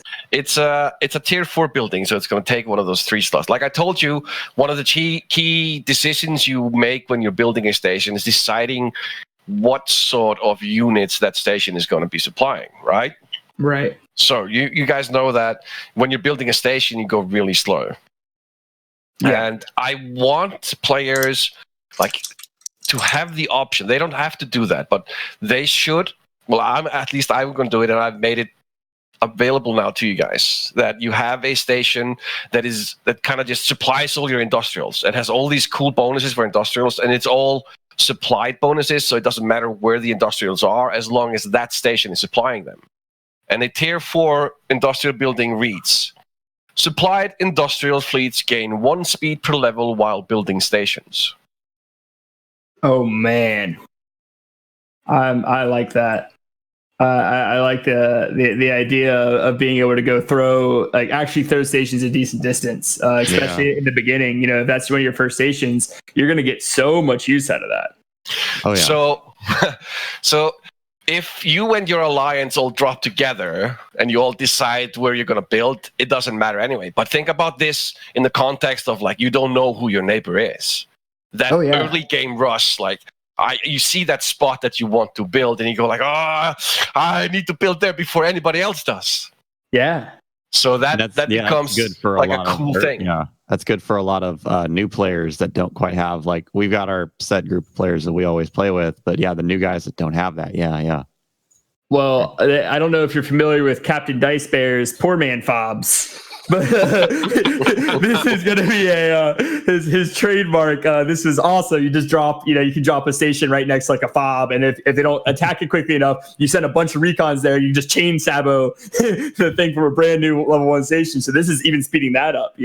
So anything like that's just cool, man. That opens the door for a bunch because I think that's about 10 extra speed, 2 per level. That's a huge amount for these industrials. So pair that up with some other stuff, and you got a fun mechanic there. So here's another thing that you can do for industrials. There's the building that reads: for each level, reduce the labor cost of industrials by 5%. Oh, awesome. So you can have this station that supplies all of your industrials. It's not going to cost it an exorbitant amount of labor, and they're going to have these cool bonuses like more cargo and more speed while building stations, more speed while building outposts. So there's going to be like this one station in Empire that's devoted to your industrials, and that kind of feels unique and it feels cool. So you don't have to do it, but if you do, you're going to feel good about it. And that's one of the things that I've talked about. Like, I want that whenever you build a new station, there should be something unique about it in your Empire. You know, of course, like if you do 20 stations, you're gonna run out of options. But like your first 5, 6, 7, 8, 9, 10 stations, they should all feel, you know, different and have some cool ability. And that's one of the things that I wanted to achieve with the Yubs, is that, for example, if you build really close, you can just build one station in the middle and make that station have 2 logistic hubs and give it organizations that boost the logistic hubs, and that's just a station that protects all of your stuff. Yeah, no, that's I love that filling out identity, and we've touched on it so many times, and that is so cool. And now I'm kind of, as you're talking about, seeing more and more why you kind of wanted to reduce the total number of stations, because you are getting that feeling of, you know, this is a really cool station. This does this and this and this, and you know, you're explaining it to someone, or even for other people that are maybe streaming or talking or helping other people. It's like, oh, but look, you could also do this. You like, look how I built these buildings to do this kind of thing. This is my main resource hub station, and this does. Yeah, I'm excited. Is this also? Yeah. For example, like if you're an MPL player, you will use the Yub that gives you a tier 2 outpost for the trade port, no doubt. Because you'll have this really cool station, and the trade ports have an extra radius of influence, and you're streaming so much from that station. That's like your pride. That's the jewel of your production empire, and it's just supplying a FAB all by itself. Well, not really, but that's what it's gonna feel like to you guys. And one of the things that I want to see in the Alliance overview is like a list of people who, like, how much they've donated to the communal structures, so you can like kind of compete who's the best resource giver. Are you talking about a potential for that in game that you'd be like? We would, because we keep track of it in Discord. We have our top guys, and we have bots that, you know, you input how much you're sending, and it is kind of an honor system, but no one cares. I mean, you know what I mean? It's still an honor game, but oh man, anything you guys add to the game, that's a whole nother like rabbit hole we would get down if we had more time, of just any kind of just giving leadership and like leadership as a whole, like options to see and help their players and guide them, and, you know, make sure people aren't falling behind, because it's not that people are falling behind because they're necessarily bad players, but they just don't know what to do next or how to do what, or they didn't realize they're falling behind in donations. And I don't know they're falling behind in donations. Maybe they're just not inputting it into the Discord bot. And we're lucky because we're a more organized alliance, but I can imagine for a lot of other alliances where you're just trying to get them off the ground, you know, that kind of stuff would be awesome to see in game. I mean, just brilliant to see in game, seeing, man. Yeah, it's kind of, you know, it also, I mean, everybody loves to be the king of something, even if it's just small hill. Yeah. Absolutely, man. That's awesome. That's a great way of phrasing it. So another cool organization is a tier 2 domain organization called Night Corps. Okay. Night Corps, can I find the description? Enforcement agency that operates outside the law. They thrive on civil espionage and engage in abduction and torture. Terror prevention and civil security is their public image. And what the Night Corps do is that the scanners of that station also increase the spy defenses of your stations that they reach. So if you have a station and you build 2 scanners in that station, one on the left side, one on the right side, and it covers, like, each of them covers 5, 6 stations, you can kind of, you know, it's a bonus to the station that is dedicated to the scanners. I'm in love, because a lot of people have been talking about, you know, kind of the uselessness of a scanner if, you know, we already got the probes, you know what I mean? That's kind of doing that for a cheaper version. To add scanners, giving them that secondary role and giving them a spy, that is, I really enjoy that, man. That's a really cool way of adding that extra ability to scanner. So one thing that's also possible there, because there were several abilities on the table. So you have to realize you're not going to have scanners at every station anymore. You're gonna build missile batteries, or you're gonna build, you know, trading ports. So having scanners here and there is gonna, because you're not gonna have vision everywhere, and probes are gonna be necessary. But if you do a station and you devote the job that gives you an extra tier 2 outpost to the scanner, you should be able to make the scanners cooler, right? And that's what Night Corps is for. Other abilities on the table are, for example, to increase the stealth of the outposts they reach, so people can't find them out, or to increase the hit points of the station to make it harder to sabotage the stations. So there are several things we could do there. Right now, the easiest one is to increase the spy protection, but I just want the scanners to do something cool and fun if you decide to dedicate to it, and we'll see how that works out. Because there's also a tier 1 domain organization that increases your empire's spy strength. So if you have several of those, you can stack them. Currently, it's set at 2 spy strength. So this is kind of also the counterplay to that. If you're being spied by a TNCL player, repeatedly, at least, some of your stations that are under these scanners, they will be, harder targets.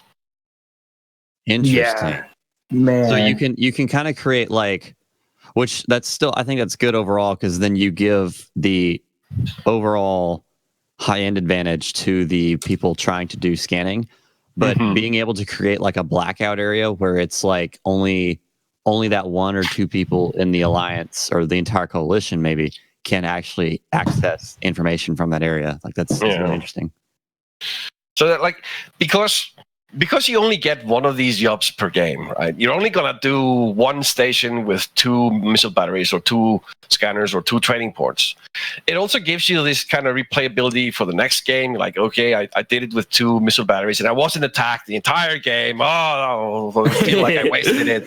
So next time, you go for 2 training ports and you go I'm streaming so much, but then you get attacked, of course. Right. Yeah, that's so cool, man. I love to see the thought process from the other end, right? That's not something we get to see. We joke about what we think you guys are doing or working on and your ideas, but to see, how you kind of talk about these stations the same way we're talking about it, is awesome. Well, thank you. Well, I'm happy to be here, guys. Yeah, man. Yeah, holy crap. So we're about 3 minutes shy of the 2-hour mark. So I think might be. Are we bored yet, or I've got more? Oh man! I mean, hey! I'm at your becking will and call, man. I mean, I can't believe you still have more. I mean, this is make sure this recording gets saved. This is gonna be this is awesome. At this point, the listeners, they're not gonna be writing a little short tidbits of notes like we had last episode. I mean, they're gonna be writing books on this crap. Holy shit! You guys want more? That was yeah. I mean, let's go for at least a little bit more until the crowd. The whole live chat is gonna kill us if we stop. So I think we have. All to. right. It's not our decision at this point. Can we just take a breather, 5 minutes or something? And also, let's do. Can we do that? I'm gonna go fetch another glass of water. Yeah. 5 minutes. Let us do the same thing. 5 minutes, and we'll do it. Awesome. Coolio. People doing this in the alliance, I need someone to do this other one. You know what I mean? Stuff like that. So, you back now, Branx? Yes, I'm back. You should have heard that last spoiler, dude. It was crazy. Please.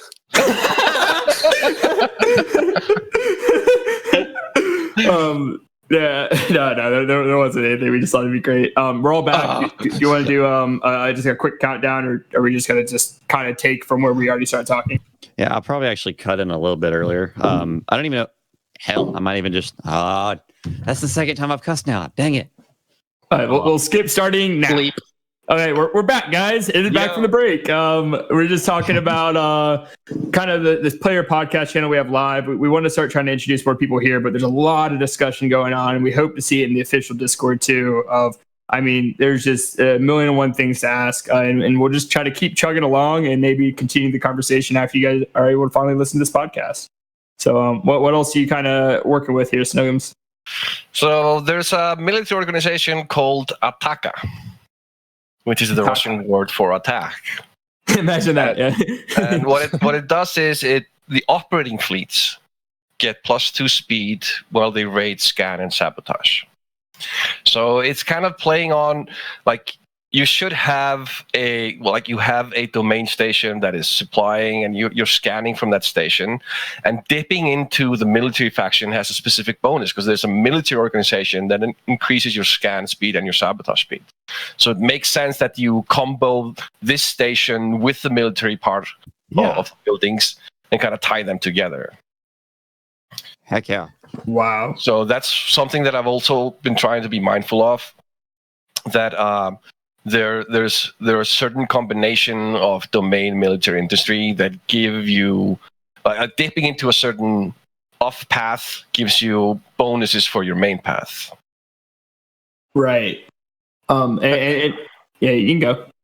I really like the idea of specializing your stations, being more thoughtful about like, what am I planning to do with this station in the future, like placing it ahead of time, thinking about like, how will the battlefield develop, what will it look like in a week or two, and possibly even like redoing your station after a week or two, realizing that no, everything has changed, I need the station to do something completely different now.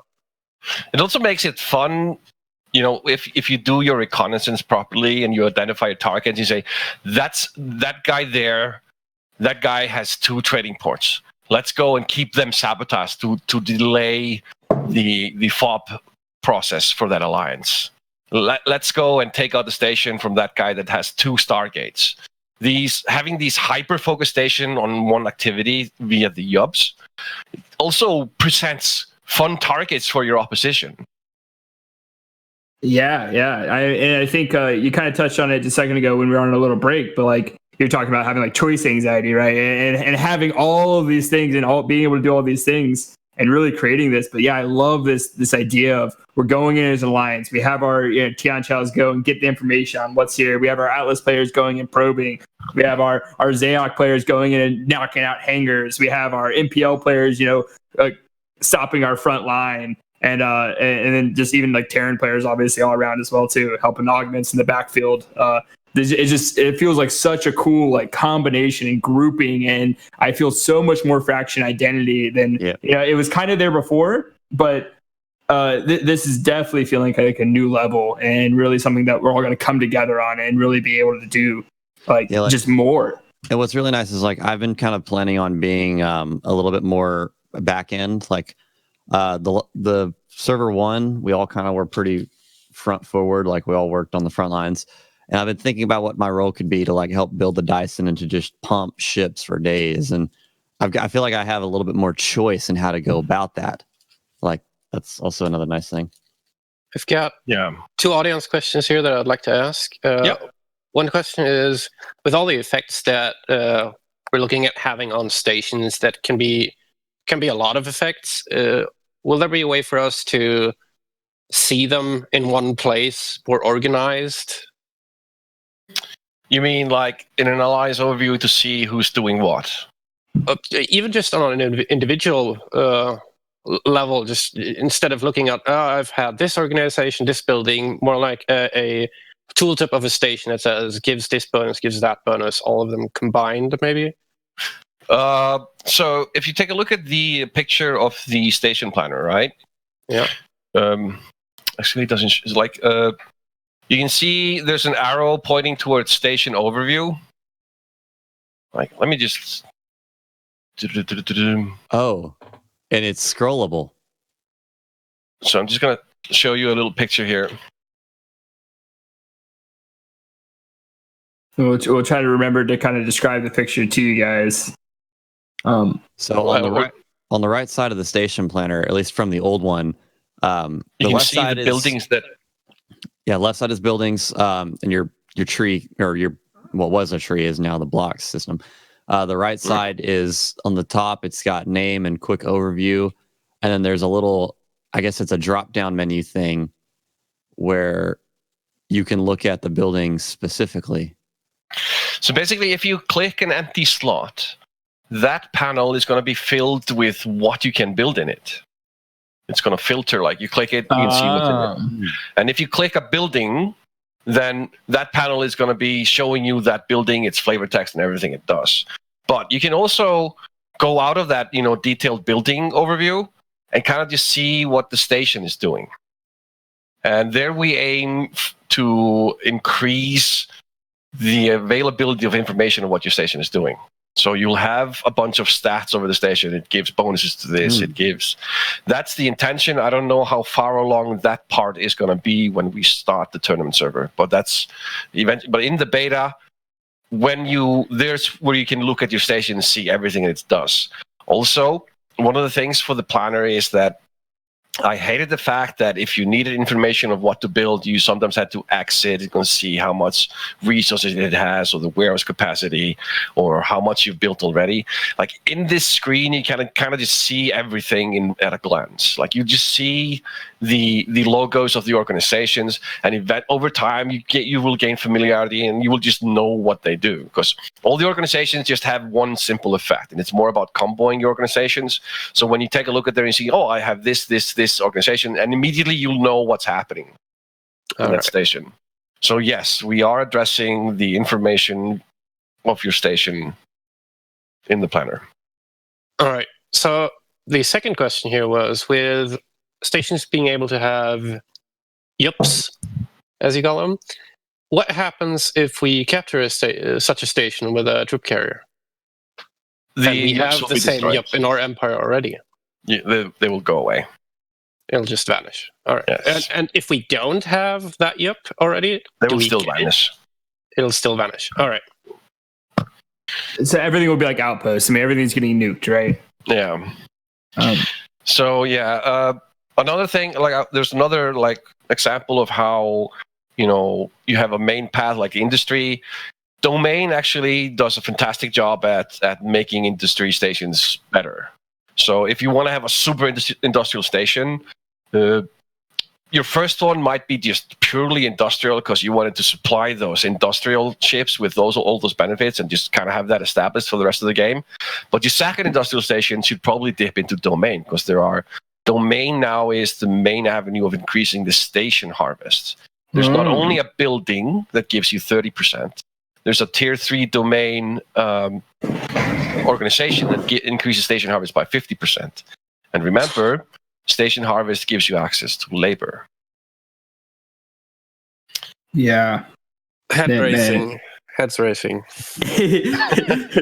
Doing quick maths. Yeah. When you do that, there should be competition. There's this domain organization that's going to increase the station harvest bonus, but if you do that one, you're not going to take Sriracha Brothers that adds a production slot, or Transgalactic Exports that increases your freighter cargo space. So there is a trade-off.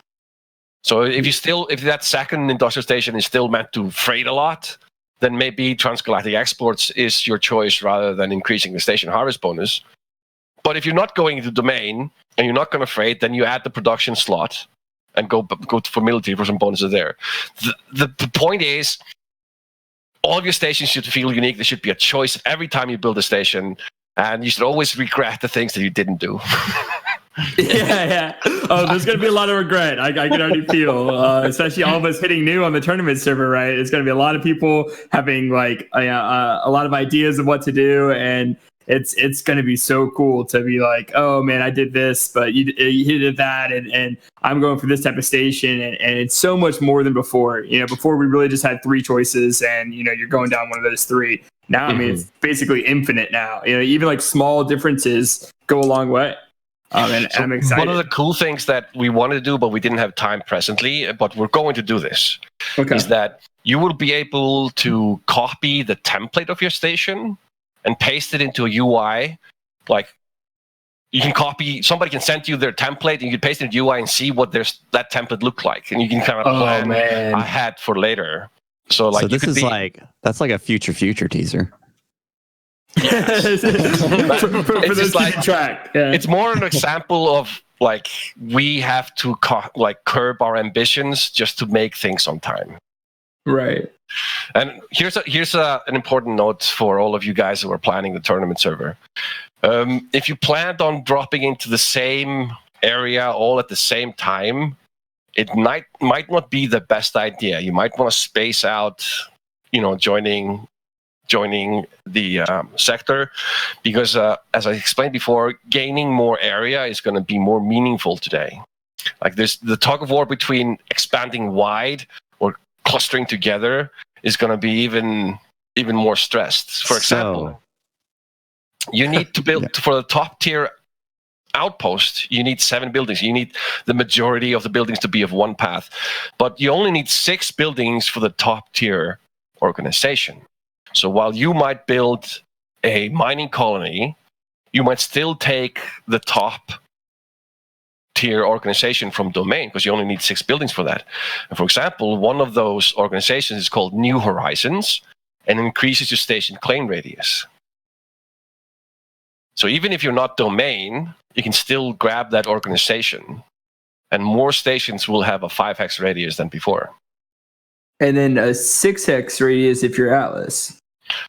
Atlas doesn't get a claim radius for the station. It was strength. It was right, or what was it again? That one is now on the Frontier Legion. Frontier Legion, yeah, with Frontier Legion. But still, oh man, but if you spawn with your allies, so this is one thing, like, because this is obviously something we did in server 1. We waited about, I think, over the course of an hour. We kind of spread out to make sure you're really getting a diversity of the missions and doing all this other stuff and really not going. But I think you still get the claim radius in your allies' radius. Is that correct for Branxbro? Do you remember that? If that's true. So I think you still get the fleet maxing out if you're clustered up. But yeah, it's once again adding to our discussion of, when we're sitting here, obviously we're talking about this now of where we're going to spawn in and how we're going to spawn in, right? Do you send someone in early to, do this or that? And then like, are we going to spawn? We almost never just spawn all at the same exact time, but then it is better for defense, right? Because, I notoriously end up literally just completely surrounded by enemies every single time we both in server 10 and server 1. And so I'm like, man, like I kind of want to spawn with people, but then once again, you're getting the diversity. So it's anything that adds to that, confusion or that like anxiety, as like someone put it in the chat of like, another choice. It's good. Remembering back to whenever we made the argument for spawning in or waiting, we used to make the argument for waiting because, back in the day when you had the cluster stations, you really did need that space because you were stuck in your spot. But since the game has moved towards it's better to spread out, I think there's still merit to the argument that, like, well, even if you kind of spawn on top of each other, your next, second, third, and fourth stations can be further away. It's less ideal, and yes, it takes up more time and flight time and can kind of set you back a little bit. But if you're going to get set back, an hour of flight time anyway versus an hour of waiting, I'd almost rather have my first station out and at least be producing that than waiting the extra hour. I'm getting plus 10 industrial industrial station building, and I'm going away. And this is so cool.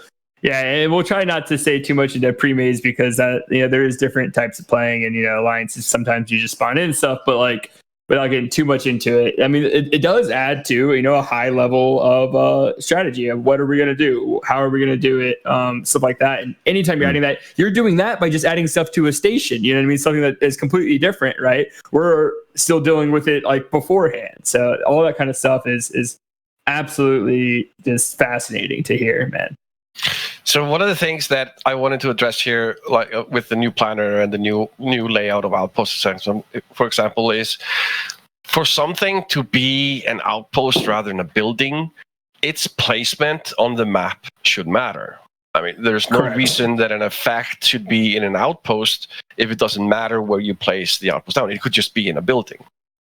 So this has been addressed now with the trading ports and with the name of this, but the Hab Dome. But what about the ship assemblies, guys? What's happening with the ship assemblies? Oh, tell us. Okay, come on. Another thing that's kind of annoying to a degree is that super cool spots that grant you something cool on the map are like they're mostly about labor today and those grand planets, right? Right. So what if the ship assemblies looked at the moons within their radius? The moons. Oh my goodness. You mentioned this earlier with planets and moons. So for the most part, normal moons are almost everywhere, and small moons, most of the time, small moons have another small moon very close by. Yeah. Occasionally, you'll see a big moon and a medium, or a big moon and a small moon close together. Those will be your prime locations for ship assemblies. Oh, where you can get more than a medium moon or more than 2 small moons. I like that. Like, lore-wise, it kind of makes sense because moons don't have a lot of gravity, so it allows you to have a big planetary base to anchor assemblies to. But then they still like just from a way. I was thinking, it doesn't matter if you put a bunch of production plants on a moon because no one's living there, right? You all live on the planets, and then so just go ahead and put all the factories on the moon, too, right? That makes a lot of, it just makes a lot of sense. Yeah, so, like, when your alliance, you're all going to be sitting there going like, looking at that special spot that has a big moon and a medium moon next to each other, and it just looks like the juiciest ship assembly place in the goddamn world. And you go like, who's going to be there first? Wait, it's going to be me because I've got 10 speed on building stations. Oh, man, yeah. Which, does that also mean, though, apologies, does that also mean that you could then have 2 stations to build heavy ships and stack those on those? Well, you can probably have 2 ship assemblies, that manage to touch both of them, but I don't think there's a spot in the game where you can have 3. But then again, it'd be interesting. You'd have to build those 2 stations closer to them than you would rather prefer. Yeah. Well, it adds to the rushing of like, your second station, what is it going to be? Are you going to go the commerce hub like a lot of people like to go? Are you going to go for that big juicy labor spot? Or are you going to go for a place with the extra moons? Like, so it adds another depth to the station placement, which kind of probably just going to make me go insane. Oh yeah. We're all gonna rack our heads and get the moon trackers out there now, guys. Go ahead, hop into the map all those moons. Like we're gonna have to get all that up to date now. So how do the moons impact the heavy ship assemblies? Right. So basically, think of the medium moons, the normal moons, as the baseline. If you have that, you're good, right? If you have one of those or 2 small moons, that's the same amount. But having a large moon gives you a little bit extra. Having a large moon and another moon will give you even a little bit more extra. Is this time off of building or of building? Yeah, it's the time cost of the, and it scales with the level of the outpost, of course. Oh man, I'm so excited! That is such a good point. I love the idea. You kind of mentioned it earlier. Just the outpost. If you're placing it on a map, if it's going to be different from a building, let it be truly different. Like, let it actually matter what's around. And that's going to make Outposts so much more dynamic, so much cooler. It's not just, right now when I place a HAB dome, I'm just making sure it's not in a good spot for a fortress or a mining facility to keep it out of the way. It's all, it really mattered right now. So there was one thing that almost made me not do it. And I struggled with this for a little bit because it's going to reduce the validity of my PNMs. Yeah, that's the only negatives. Yeah. M&Ms? Yeah. M&M, wait, hang on. That's a bonus I didn't realize. I've got an M&M here, guys. Capital ship assembly incoming. So, you just confirmed that affects the capital ship assembly as well? Both ship assemblies work the same way. Oh, man. And you have to have gunship on the heavy ship assembly, so that also goes into everything. Yeah. So what I like about all that is the impact of the stuff that's on the map, the moons, the planets, the labor spots, the commerce hub spots, where fighting over territory is going to be more of a thing, I think, maybe in the future. It's not just we're fighting this other alliance because we want to win the match, but fighting a certain player that has a station on a certain spot because we want that spot. We're fighting ourselves. There's infighting. Imagine the 2 alliances, that are not working together in the same sector, and one of their players has 2 spots with a large moon and a medium moon, ship assemblies there. You guys want that place. Oh yeah, I mean, without a doubt. We can be allies if we can kill that guy.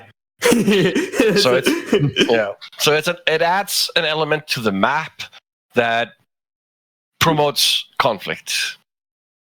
Man. It's also the teamwork aspect. If you have like a guy or two or three or how many who are going to be your military, rather industrial backbone, who really like just pump out ships and give them to other players, excuse me, giving those spots to those people who are just going to apply whatever bonus they can to ship build time is going to be really good. Like, sure, I'd want that spot for myself to build more heavy ships, but if that guy that really plays for the Alliance and can pump out heavy ships and caps for everyone in the Alliance, then giving that spot to that person is going to be a better strategy. Yeah.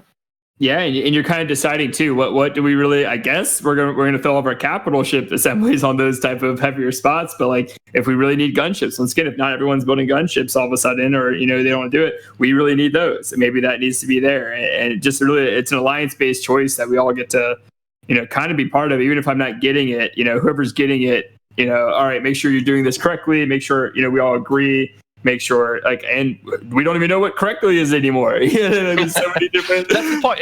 There shouldn't be anything that's just correct or always the best choice. If there is, it needs to be fixed. I love it. Except for the 219 spot commerce subs. Those are that's just another place that promotes conflict. Yeah, I love it, man. That's true. So the range for the heavy ship assembly and capital ship assembly, where they look at the One X radius. 1x radius. That's fair. Cannot be expanded. Yeah, that's kind of fair, and that makes it a little bit more even playing field there. Basically, the way you should feel about this, if you have a medium-sized moon, you're okay. Don't build the ship assembly next to a single small moon. 2 small moons or medium moon, you're okay. Right. Anything above that is a bonus. And we'll have to go relook at, because I've just never really cared to look at moons before, so I don't even know. I literally have no idea how common that is, opposed to 2 grand type planets.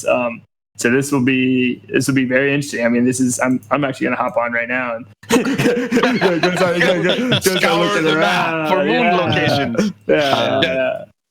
So in the topic of different spots on the map that promote conflict and stuff, and finding these spots, it makes me think about being able to like spot them and go around the game and like look at the map and understand it more. Because right now, when you zoom out too far, there's really very little information other than the little bit of painters that you can apply. Is there anything that will hopefully be done with like map markers for your alliance, like putting down markers and pins on the map? So map pins is a feature that we have designed, but it's not yet implemented. It's not yet coded.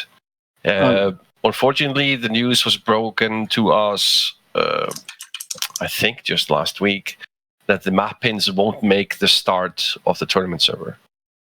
But I'm hopeful that they'll be introduced while the tournament server is going. Right, that's what I was kind of going to ask. How open you guys would be, because that is something. It's not necessarily game changing if it's not at the beginning. You know what I mean? No, but it's just so nice to be able to put down a pin, and you can decide the visibility. Is the pin only for you or your entire alliance? Yeah. So if you put down a pin, you can go like, guys, this spot belongs to me, or to this guy, or attack there. However, there is something that you guys can do in the meantime, because we're increasing the amount of alliance assaults.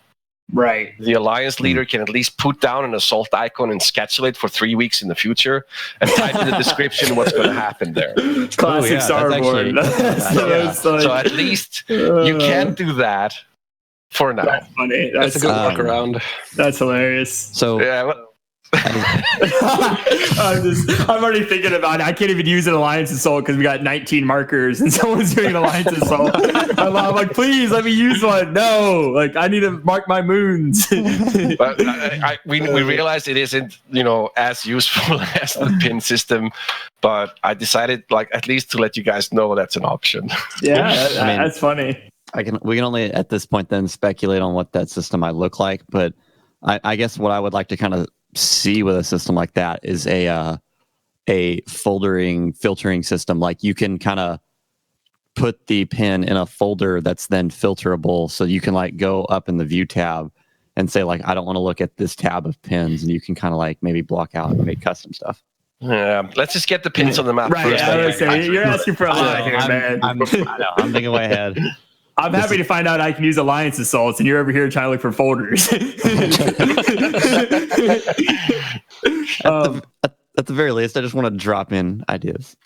Yeah, well, I think communication is arguably something that a lot of people, just really hammer on, and it is something that is tough because it's like, it is cool that we can utilize Discord in this day and age and really get some cool things and some cool bots going, but just in general, the chat in game is obviously lackluster, and anything like pins. Well, no, but anything like pins. The technical term is that it's shit.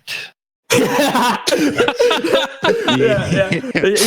Well, so I'm happy to tell you guys there's a new chat system coming. Oh man, that's awesome. I actually think it's in before the tournament. I'm not entirely sure, but I'm pretty sure that it's almost just done. Oh man, that's awesome. Thanks for taking my political way of saying it. You see, I talked to a lot of enemy alliance leaders with this kind of verbiage. So yeah, exactly. So, off the top of my head, the new chat system has chat per sector. You can pop it out for have it in the middle of your screen and see it a lot larger. It's the fonts are better. It's just all of it is better. Wow. Man, that's so cool to hear. Will we be able to see stuff when the chat's over a sun right now? You can't even see stuff like that. Just black. Even if you just give a black background, I'm happy. You know what I mean? I'm taking anything I can get. That's awesome to hear, though, for sure. And the moderators and the devs, they're gonna have their own color for their name, so when they talk to people, you'll know it's them. Right. That's important as well. That's super cool to hear. Are you going to do a balance pass on cards that apply to stations? Because someone here is saying that with time reduction cards on stations and M&Ms, isn't ship building time going to be very low? Overpowered even? Nah, it's actually light ships are a little bit slower currently in the current balance pass. Heavy ships are gonna in general gonna remain pretty much the same, but with that extra moons, you're gonna get a little bit nuts. So you have to realize, because time isn't linear, while you apply percentages to time reduction, the first 10% won't give you as many units per 24 hours as the final 10% you'll stack onto it. So the more you stack percentages, the more each percentile point becomes worth in terms of ships per hour. Yeah. So, as it stands, on normal, it's pretty close to what we have today, if a little bit lower. But there are now some avenues here and there to get some extra boosts. So what that tells me is that those spots on a map that have 2 moons, former or heavy ship assemblies and capital ship assemblies, are just super valuable. Yeah, but they're not going to break the game. It's not going to be that you're going to, those 2 spots give you 2,000 extra frigates to every 24 hours. It's not going to be game breaking that. But having control of those, across the alliance is going to mean that there's a slight bump in the overall output that is meaningful to the alliance. If it's not meaningful, it's not worth anything. But if it's too meaningful, it's broken. So there's some fiddling with the numbers there before we get it right, and we'll have the test server to figure that out. Well, and I'm even thinking more right now. It's it gives me even more of a reason to, maybe I want to invade this neighboring sector because I want those really good moon spots or those really good commerce hubs or whatever we can. It's just adding more and more reason to, go after your neighbor and take you away from playing a turtling. I think most people will agree that's not the best way to win a game, but actually going out, doing more things, and that's what's helping you achieve a victory, not just sitting around. And I think that's literally what I'm already thinking about. Man, if there's only those few double moon spots, if you can get in early on this neighboring sector, you're getting a big boost throughout the game. So stuff like that is always encouraging. So this is cool, man. So I see a couple of people in chat that they didn't understand the percentile thing about the units. So just an example, guys. If you have what's a good example here? So if you have a 60% let's say you have a 50% time of light units, right? You're now doing 576 units per day, right? If you add 10%, you increase that to 720, which is what, just 130 ships, something like that. But the next 10% that you would stack on that takes it to 960, which like the 10% before gave you 120 units every 24 hours, but the 10% after that, because you're reducing the time closer towards zero, gives you 150 units. So every percentile that you stack, more and more becomes like the final 5% that you can add to the time reduction are worth more than the 8% before that, for example. Right. Yeah, so it's really stacking all these on top of each other. Yeah. The first 10% you put in there, that's maybe like 70 ships or 80 ships. But once you go from 50 to 60, now you're getting 120 ships for those 10%. Because obviously, if we go 100%, they cost zero, and you can do infinite units. Like if they cost 0 seconds. Right. Of course. Did that explain it? I'm sorry, guys. Oh no. I mean, I'm all about that, and I'm sure a lot of the listeners really are happy, to really go into stuff like that. Yeah. So it's important to realize, like, even though you have an ability that gives you only 5%, if it's the final 5% on top of 60%, that is maybe worth, the previous 7%, in essence. Yeah, opposed to a lot of systems would do it reverse, where the last 5% isn't worth as much less the previous 3% or something like that. It's actually still increasing throughout the whole way, which is good to hear, and because it feels better, And I personally don't like this. I like that when you see a number, the number means the same thing wherever you look at it. Right. So, that's a very good point, especially from like a user standpoint. Like all our percentile bonuses, everywhere else, they get stacked up and added onto the total base, right? Right. So you have a base, some flat number like firepower, and you keep adding to it. And all the percentile bonus on top of firepower, they get added together and then applied to the total base you have. Same with the resources, for example. When something says, increases your total resources per hour by 10%, it's 10% on top of your base. Another 10% is worth exactly the same amount as the other 10%.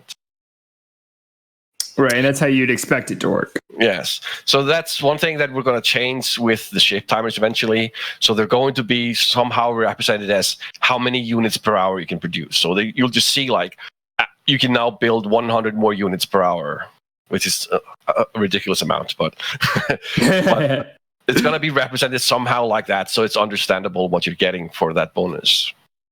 Right. With all that, is the total war policy staying the same, or is it getting looked at? It's staying the same.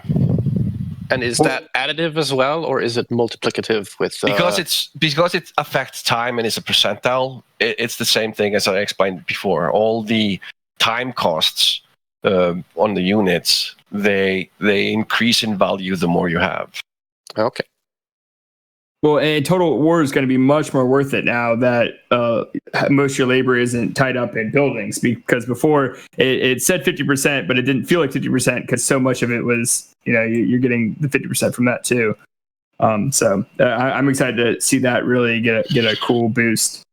But wasn't the change in to the time it takes to change policies, has that been revealed yet? I believe so. It's gonna like one of the hacky things about Total War today is that you can put it on when you go to bed and take it off when you come back online. Right. Yeah. That's because of the 8-hour time requirement. I think it's now every 20. Now it has to stay put for 20 hours. I think. So you can't just every day have Total War on to produce. Total War is meant to be that avenue of escape. Like you've wiped all your fleets, you're out of fleets, so you spend a week under Total War. And although the Total War bonus doesn't seem high, it's when it's stacked on top of everything else that you have that increases the overall output of your entire empire. It allows you to bounce back. That was the intended use for it. But of course, many people now use it in the early game to get their fleets up as well quicker. because especially if you spawn amongst all of your alliance mates, then you don't really feel threatened and you feel fine by operating on the total war. But here's another thing that's happening to policies, guys. Right now, you are unlocking the last policy at level 35. That's going to be extended to level 60. Oh man, I love to hear that. And leveling slower. So it's leveling slower. Man. So the reason for that is like the early policies, they lose their value too quickly because there's a better policy just 24 hours away. So now it makes sense to adopt those early policies because you get to swap them out for free in the tournament server. And they'll be in place for longer, and they'll feel meaningful to you. Like they're there to help the early game. If they were as powerful as the late game policies, then they would be broken for the early game.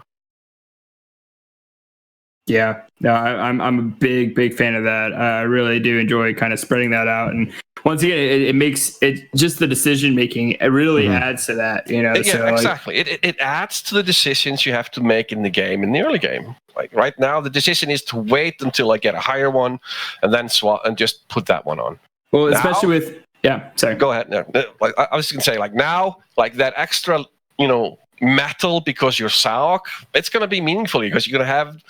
It's going to be applicable for maybe 2, maybe even 3 stations before you swap it out for something else. Because you're going Saok, you go like, oh man, I'm just going to build military buildings. I'm just going to raid the entire game. Just give me all the metal I can find. So that policy is going to make sense to you. Yeah, I absolutely love it, man. And just upgrading your policies in general is a whole other choice now too. Do I really want to? Yeah. If I have to pick one that I want to upgrade to level 5, do I want to do the one that's at level 65, even though it's really good? I need to make sure I can get to level 65. You know what I mean? So you might want to upgrade some of the earlier ones. So even that kind of, that's awesome, man. I'm a huge fan. Alrighty. So are you just also doing a balance pass on policies, or all those staying the same?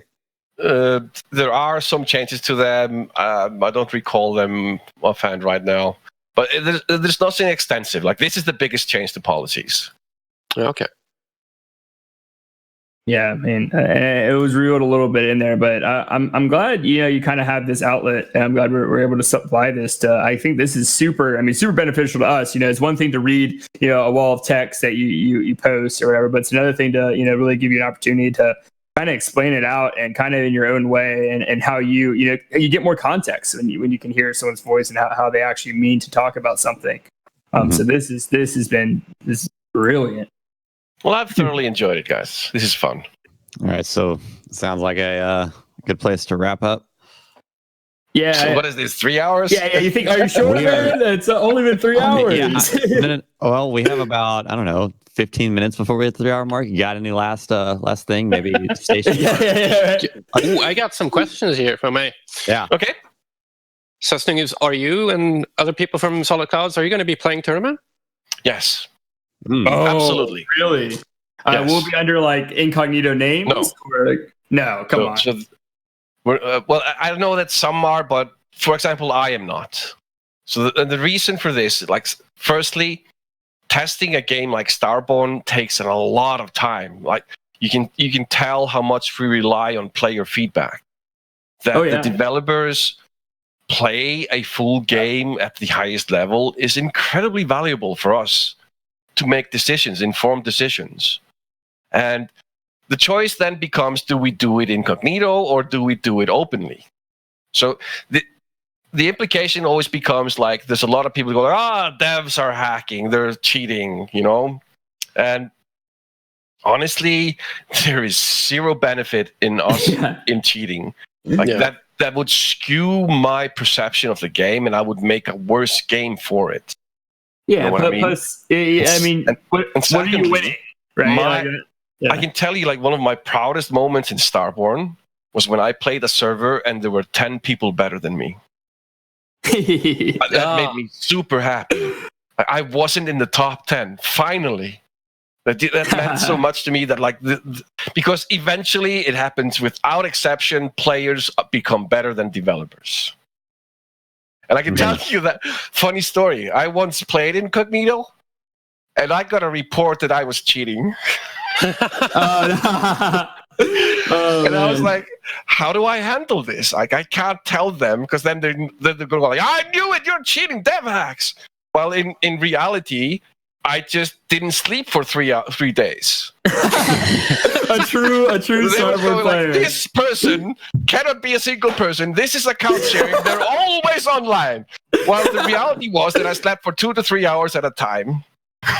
And but like, how do I handle that? So being incognito at that point in time made the accusation worse because I couldn't handle it openly. I couldn't talk about it. I had to say to people, I got another person in the company to take a look at it and told them what I've been doing. They said, how do we tell them that it's you? And that so for me, I will play openly, and I'd rather just people look at me and say, you're cheating, and I can talk to them and hopefully convince them that I'm not. But, you know, he's using an aimbot. You know, I mean, thousands of people are accused of using aimbot when they're not. It's just the natural reaction of many people is that somebody's beating me, they must be cheating. Right. And like you said before, there's absolutely no incentive for you to cheat. And what it would really even mean to, you know, win your own game. Like, it's cool if you actually earned it, but it's like, man, I need to cheat because it's my game. Like, it just doesn't make sense. You know what I mean? Like, it doesn't to me, but I'm sure that kind of stoic realization doesn't come to people who are upset to begin with. Yeah, and that's fair, especially if you blew me off the map, you know, it would feel horrible, you know what I mean? Like, and you're going to want to turn to that. So for me, I'd much rather just be in the open and just be among you guys, because I'm also a Starborne player. I love playing Starborne. I thoroughly enjoy the game. And I like being part of the community. I like being a part of the players. Like I said, I was super proud when players began to overtake my proficiency. It makes me happy. I mean, that's not one of the doesn't mean I'm going to give in. Like, they have to earn that shit. I think one of the reasons why you make a game like this is because of passion. Like, you have an idea, a dream of a game you want to make, and then you want to share it with other people. But the reason you want to make that game is because you're like hyped to play it yourself, right? Yep, exactly. It's also like, for me, the community in Starborne is a revelation. It's the helpfulness, like 90% of the veteran players, 95%, they hardly ever consider the other players as evil. I mean, if we didn't have opponents, we had nobody to play with. And people, like their adversaries in one alpha or one server, they join game for the next because they enjoyed the conflict and, oh, you were good. Why did you come play with me? yeah, right. So many times. That's awesome. Right. What was your other question? Yeah. So the other question is that from what we've been told, there are no other servers going to be released during the tournament period. Is that true? Mm-hmm. That is true. So when can we look at the next server coming out after tournament? And is that February going to be 2020? beta? And that's going to be the beta. Wow. And that's going to be beta. So we'll be finishing the tournament server just before the beta launches. That's awesome, man. That's crazy to hear. I mean, because you have no excuse. You can't leave the server to go to a new opening server. I mean, it is just like it's full on, man. That's awesome. Mm-hmm. Also, there's a new hype video for the tournament coming out soon. Stay tuned. We'll be watching it for sure, man. But yeah. All right, man. Thanks so much again. And definitely leave comments on this video. Talk to us about what you wanted to hear, what you might not have heard, and continue the discussion on the official Discord for Starborne. And we'll definitely be there. We'll be there answering questions and maybe our take on it. Maybe you can tell us stuff we missed over, glossed over, things we didn't think about. I love hearing stuff. You know, you didn't think about this. You know, why didn't you ask this question? I'm like, well, you're right. I should have asked that when that topic came up. But that's cool. You know, it's something I didn't think about. So definitely keep giving us feedback. And we hope you actually sat through this whole thing. This is quite the monolith of a podcast. But I think it was worth it. Yeah, thank you so much to Snoogms for all the time. Like, we're just shy of the 3-hour mark, man. Thank you. A million times over. This is the coolest possible thing, you know, a player could experience, right? Having this cool long conversation with you. And again, also with you know, sending us some feedback, you can PM Feca, me, or Bronx. Also PM us for an invite to this to our Discord channel here for Fight Against Boredom if you wanted to sit in for live podcast and be in the chat channel as well. Yeah, we're totally open to inviting people here. We have an absurd amount of people. I think upwards of 10, which is a good amount, just for internally right now. We have 10 people listening live and giving us feedback. If you want to be part of that, I'm so in. Heck, yeah, because then that's more questions you can ask live, and that helps for making the podcast better. So, because again, community-driven game. Yeah, yeah. I didn't think we could. We were hyped before. I didn't know we could be more hyped. Weird. I think I speak for us all when the hype is even more real. Holy crap! Choice anxiety. Choice anxiety. Yeah. That's all right. I think it's a good place then to wrap it up, guys. Thank you again, Snoogms. Thank you to all the listeners. Thank you to everyone who's been watching the podcast. We'll be back next week or next week, hopefully. I want to do one. I want to get back to our regular schedule. This is kind of a bonus episode. We're going to keep doing our every other. And I want to do the episode right before the tournament starts. And I'm not going to do an episode the day the tournament starts. I will be playing. So that's the Sunday. So all right, looking forward to dropping with everyone. Stay casual, and let's all keep up that fight against boredom. See you later, guys. Have a good one. Stay casual.